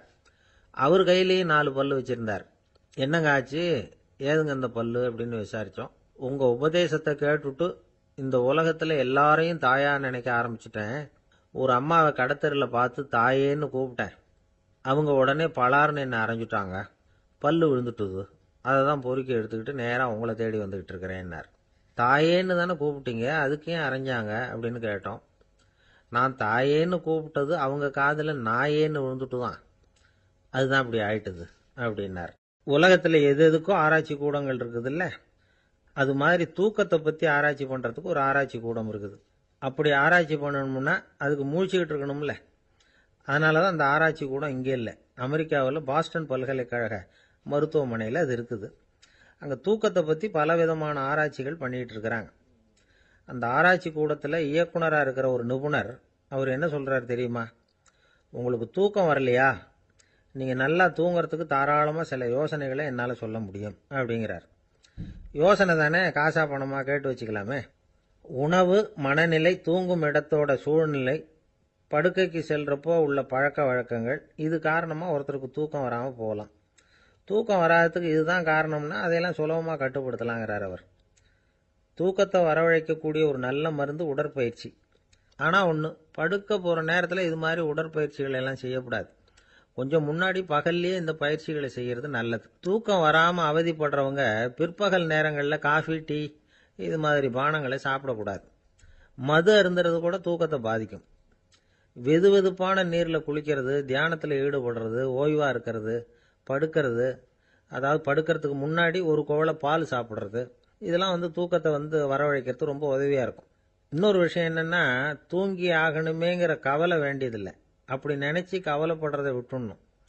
தூக்கம் வரலையா, உடனே படுக்கையை விட்டு எழுந்திருக்க வேண்டியது. வெளியில் வாங்க, வேறு ஏதாவது வேலையில் ஈடுபடுங்க, கொஞ்சம் நேரம் உலாவுங்க, அல்லது ஏதாவது ஒரு புஸ்தகத்தை எடுத்து படிங்க. களைப்பு ஏற்பட்டால் மறுபடியும் படுக்கைக்கு போங்க. தூக்கம் தானே வந்துடும். ஒரு விஷயத்தை மட்டும் நல்லா ஞாபகத்தில் வச்சுக்கணும். படுக்கைக்கு போகிறப்போ உங்கள் மற்ற எல்லா பிரச்சனைகளையும் மறந்துடணும். அது எப்படி சார் முடியும்? அந்த நேரம் தானே எல்லா பிரச்சனையும் வரிசையாக ஞாபகத்துக்கு வருது அப்படின்னு நாம் நினைக்கலாம். ஆனால் பழக்கத்தில் அதை நாம் மாற்றிக்க முடியும். கொஞ்சம் முயற்சி பண்ணணும், அவ்வளோதான். இது எல்லாமே ஆராய்ச்சி பண்ணி பார்த்துட்டு அந்த நிபுணர் சொல்கிற கருத்து தான். இன்னொரு விஷயமும் அவர் சொல்கிறார். அது என்னென்னா, உடல் கோளாறு காரணமாக தூக்கம் வராமல் அவதிப்படுறவங்களுக்கெல்லாம் இந்த யோசனைகள் சரியாக வராது அப்படிங்கிறார். அதுக்கெல்லாம் மருத்துவ சிகிச்சை கொடுத்து தான் சரி பண்ணணும். சில பேருக்கு நடு ராத்திரியில் மூச்சு திணறல் ஏற்பட்டு தூக்கம் வராமல் போயிடும். ஊரெல்லாம் தூங்குறப்ப தான் மட்டும் தூங்காமல் மூழ்கிட்டு இருக்கிறது, ஊரெல்லாம் மூழ்கிட்டு இருக்கிறப்போ தான் மட்டும் தூங்குறது, இது மாதிரி கோளாறுகளால் சில பேர் பாதிக்கப்படலாம். காலு தசை முறுக்கிக்கிறதுனால சில பேருக்கு அடிக்கடி விழிப்பு வரலாம். மன அழற்சி காரணமாக சில பேருக்கு தூக்கம் வராது. இது மாதிரி கோளாறுகளுக்கெல்லாம் அதுக்கு தகுந்த மாதிரி சிகிச்சை கொடுத்து தான் சரி பண்ண வேண்டியிருக்கும். எந்த கோளாறும் இல்லாமல் தூக்கம் வரலைன்னா ஆரம்பத்தில் சொன்ன முறைகளை கடைபிடிச்சு பார்க்கலாம். தூக்கம் வந்ததுன்னா யோசனை சொன்ன அந்த நிபுணருக்கு நன்றி சொல்லலாம். ஒருத்தர், ஏன் சார் பஸ்ஸில் தூங்குறது கெட்ட பழக்கமானு கேட்டார். இல்லையே, நான் கூட பஸ்ஸில் போகிறப்ப தூங்கிட்டு தானே போவேன் அப்படின்னார் இன்னொருத்தர். அப்புறம் ஏன் என்ன டிரைவர் வேலை வேணாம்னு வீட்டுக்கு அனுப்பி வச்சுட்டாங்க அப்படின்னாராம் அவர். ஒரு ஆஃபீஸில் வேலை பார்க்குற ஒருத்தர் ஏதோ தப்பு பண்ணிவிட்டார். உடனே மேல் அதிகாரி அவரை கூப்பிட்டு அனுப்புனார். நீ செஞ்சது தப்புன்னார் கோபமா. இது ஒரு ரகம். சில அதிகாரிகள் இப்படி நீங்கள் செஞ்சது தப்புன்னு சொல்கிறதில்ல, நீங்கள் செஞ்சது சரி அப்படின்னு சொல்கிறதில்ல. எப்படி சொல்லுவாங்கன்னா, நீங்கள் செஞ்சது சரியில்லைன்னு நான் நினைக்கிறேன் அப்படின்னு சொல்லுவாங்களாம். அதாவது சில பேர் நீங்கள் செஞ்சது தப்புங்கிறாங்க, அதையே மாற்றி சொல்கிறாரு இவர், நீங்கள் செஞ்சது சரியில்லைன்னு நினைக்கிறேன். இது ரெண்டும் அர்த்தம் ஒன்று தான், இருந்தாலும் வார்த்தைகள் வித்தியாசம். நிர்வாக திறமை இல்லாத ஒரு அதிகாரி யூ ஆர் ராங் அப்படின்னு சொல்லுவாராம். நிர்வாக திறமை உள்ள அதிகாரியாக இருந்தால் அதையே கொஞ்சம் மாற்றி I think you are not correct அப்படிம்பாராம். இதுதான் வித்தியாசம். இருந்தாலும் வார்த்தைகளை உபயோகப்படுத்துகிற விதத்தை வச்சு தான் வேலை நல்லா நடக்கிறதும் நடக்காததும் இருக்கு. விவரம் தெரிஞ்சவங்க என்ன சொல்கிறாங்க தெரியுமா? Be a leader not a boss அப்படிங்கிறாங்க. ஒரு லீடராக பாஸாக இருக்காதே அப்படிங்கிறாங்க. சரி, அப்படின்னா லீடருக்கும் பாஸுக்கும் வித்தியாசம் உண்டா அப்படின்னு கேட்டால் இருக்குன்னு சொல்கிறாங்க. லீடருங்கிறவர் வேற, பாஸுங்கிறவர் வேற. ஒரு லீடர் எப்படி நடந்துக்குவார், ஒரு பாஸ் எப்படி நடந்துக்குவார், இதை முதல்ல நாம் தெரிஞ்சுக்கணும். அவங்க எப்படி நடந்துக்குவாங்க அப்படிங்கிறதுக்கு சில விவரங்கள் இருக்குது. அதை கேட்டோம்னா நாம் புரிஞ்சுக்கலாம் அதை. அதாவது பாஸுங்கிறவர் விரட்டிக்கிட்டே இருப்பார், லீடருங்கிறவர் ஊக்கப்படுத்திக்கிட்டே இருப்பார். நாளைக்கு சாயந்தரத்துக்குள்ளே அந்த வேலையை செஞ்சு முடிக்கலைன்னா தொலைச்சி விடுவோம் தொலைச்சி அப்படிம்பார் அவர். இவர் எப்படி சொல்லுவார்னா, இது வரைக்கும் நீங்கள் செஞ்சிருக்கிற வேலை ரொம்ப அற்புதம் அப்படிம்பார். பாஸுங்கிறவர் அதிகாரத்தை நம்பி செயல்படுறவர், லீடருங்கிறவர் நல்லெண்ணத்தை நம்பி செயல்படுறவர். நம்மகிட்ட அதிகாரம் இருக்குது, பவர் இருக்குது, அதனால் காரியத்தை சாதிச்சுடலாம் அப்படின்னு நினைக்கிறவர் அவர். மற்றவங்க கிட்ட ஒரு நல்ல அபிப்பிராயத்தை சம்பாதிச்சுக்கிட்டு அது மூலமாக காரியங்களை சாதிக்கிறவர் இவர்.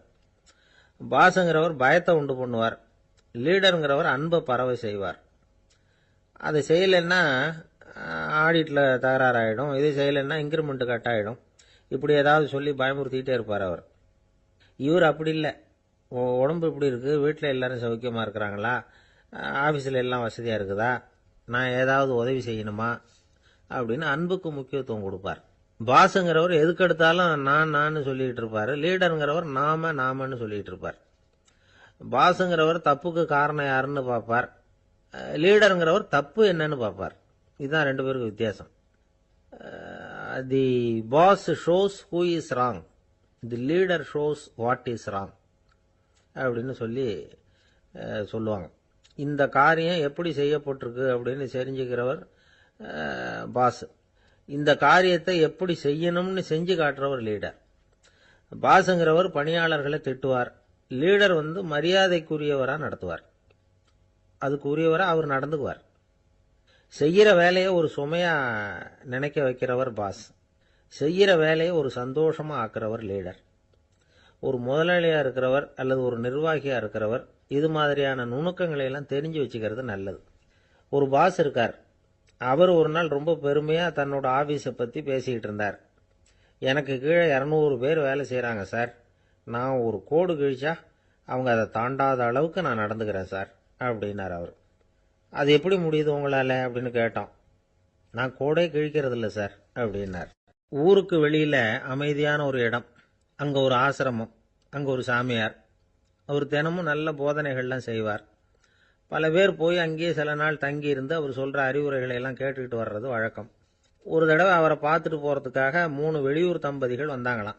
அந்த மடத்திலேயே சாப்பிட்டுக்கிட்டு தங்கி இருந்து அவங்களுடைய போதனைகளை கேட்டுக்கிட்டு போகணுங்கிறது அவங்க நோக்கம். காலையில குளிச்சுட்டு பூஜையில உட்கார்ந்தார் அந்த சுவாமி. இவங்களும் குளிச்சுட்டு அந்த பூஜையை பார்க்கறதுக்காக அவர் முன்னாடி உட்கார்ந்தாங்க. பூஜை ஆரம்பமாச்சு. சம்பிரதாயப்படி அது ரொம்ப நேரம் நடந்துகிட்டே இருக்குது. இவங்களுக்கு நல்ல பசி இருந்தாலும் இந்த நேரத்தில் அதை எப்படி வெளியில காட்டிக்கிறது? பேசாம இருந்தாங்க. அந்த சுவாமி பூஜையை முடிச்சார். அதுக்கப்புறம் பேச ஆரம்பிச்சார். பேச்சு அருமையாக தான் இருந்தது, அமிர்தமாக தான் இருந்தது. இருந்தாலும் இவங்களுக்கு இருக்கிற வயிற்று பசி அது சரியாக கவனிக்க விடலை. அந்த சுவாமியே இதை கவனிச்சதா தெரியல. இவங்களுக்கு மனசுக்குள்ள ஒரு எண்ணம், உள்ள சாப்பாடு தயாராகிட்டு இருக்கும் போல இருக்கு, இந்த பேச்சு முடிஞ்சது நம்மளை உள்ள அழைச்சிட்டு போய் சாப்பாடு போடுவாங்கன்னு நினைக்கிறோம் அப்படின்னு இவங்களாம் நினச்சிக்கிட்டாங்க. ஆனால் சுவாமி இதை பற்றி எதுவுமே பேசலை, கண்டுக்கலை. ஒரு அம்மாவால் அதுக்கு மேலே சும்மா இருக்க முடியுமா? முடியல. சாப்பாட்டை கவனிக்கலாமா அப்படின்னு சொல்லி மெதுவாக ஆரம்பித்தாங்க. கவனிக்கலாமே அப்படின்னு உள்ளே அழைச்சிட்டு போனார் சுவாமி.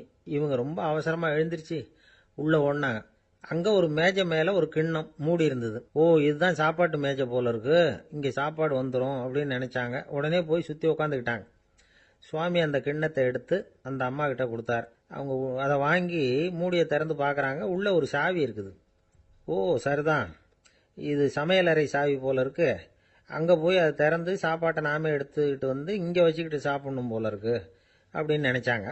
சாவி இருக்கு இல்லையா, வாங்க பூட்டு நிறையா காட்டுறேன் அப்படின்னு சுவாமி அவங்கள அழைச்சிட்டு போனார், காட்டினார். இவங்க அந்த அறையை ரொம்ப ஆவலோடு திறந்தாங்க. உள்ளே பார்த்தா அங்கே அரிசி, பருப்பு, விதவிதமான காய்கறி எல்லாம் இருக்குது. சமையலுக்கு வேண்டிய மிளகாய், எண்ணெய், பால், தயிர், நெய் இப்படி எல்லாமே இருக்குது. அடுப்பு, விறகு, நெருப்பு போட்டி அது கூட அங்கே இருக்குது. சாப்பாடு தயாராக இருக்கும்னு நினச்சிக்கிட்டு போனால் இப்படி இருக்குதே அப்படின்னு சொல்லி அதை பார்த்ததும் ரொம்ப சோர்ந்து போட்டாங்க அவங்க. சுவாமி, என்ன இது சாப்பாடு இல்லையா அப்படின்னாங்க. அதுதான் சாப்பாட்டுக்கு வேண்டிய எல்லாம் இங்கே இருக்குதே, அடுப்பு மூட்டி நீங்கள் தான் அவங்கவுங்க ருசிக்கு தகுந்த மாதிரி சமைச்சிக்கணும், இந்த சன்னியாசிக்கு எப்படி சமைக்க தெரியும் அப்படின்னு கேட்டார் சுவாமி. சாப்பாடு தயாராக இருக்கும்னு நாங்கள் எதிர்பார்த்தோம் அப்படின்னாங்க. நீங்கள் இப்படி சொல்லுவீங்கன்னு நானும் எதிர்பார்த்தேன். இது வரைக்கும் நான் எவ்வளவோ தத்துவம்லாம் எடுத்து சொன்னேன். எல்லாத்தையும் விட இதுதான் அனுபவபூர்வமான தத்துவம். ஆண்டவன் நமக்கு நல்ல மனசை கொடுத்துருக்கிறான், நல்ல வாய்ப்புகளையும் தந்திருக்கிறான், அதையெல்லாம் பயன்படுத்திக்கக்கூடிய மூளையையும் சிந்தனையையும் கொடுத்துருக்குறான். அதனால் அடுப்பை தான் நீங்கள் மூட்டணும், அடுப்பை நீங்கள் தான் மூட்டணும், உங்களுக்கு உகந்ததை நீங்கள் தான் சமைச்சு ருசித்து அனுபவிக்கணும். ஆண்டவனே அதை செஞ்சுக்கிட்டு இருக்க மாட்டான் அப்படின்னாராம் அந்த சுவாமி. நம்முடைய வாழ்க்கையில் பல நல்ல பலன்களை பெறறதுக்கு நாம் தான் முயற்சி பண்ணணும். அதுக்குரிய சூழ்நிலையைத்தான் ஆண்டவன் கொடுப்பானே தவிர அதை விளக்கறதுக்காக தான் அந்த சுவாமி அப்படி செஞ்சு காட்டியிருக்கிறார். இது ஒரு பெரியவர் இப்படி ஒரு விளக்கம் கொடுத்தார். அதுக்கப்புறம் அந்த 3 தம்பதிகளும் தெளிவடைஞ்சுட்டாங்களாம். நாம் தெளிவடைகிறது எப்போங்கிறது தான் தெரியல அப்படின்னு பல பேர் இதை கேட்டுட்டு சொல்லிட்டு இருக்கிறாங்க. இந்த கதையை நம்முடைய நண்பர் ஒருத்தர்கிட்ட சொன்னேன். அந்த நண்பர் ரொம்ப சந்தோஷப்பட்டார். நீங்கள் சொல்கிறது கரெக்டு சார், ஆனால் நான் அதை விட ஒரு படி மேலே சார். எனக்கெல்லாம் அரிசி பருப்பு இருக்கிற ரூம் எதுன்னு கையை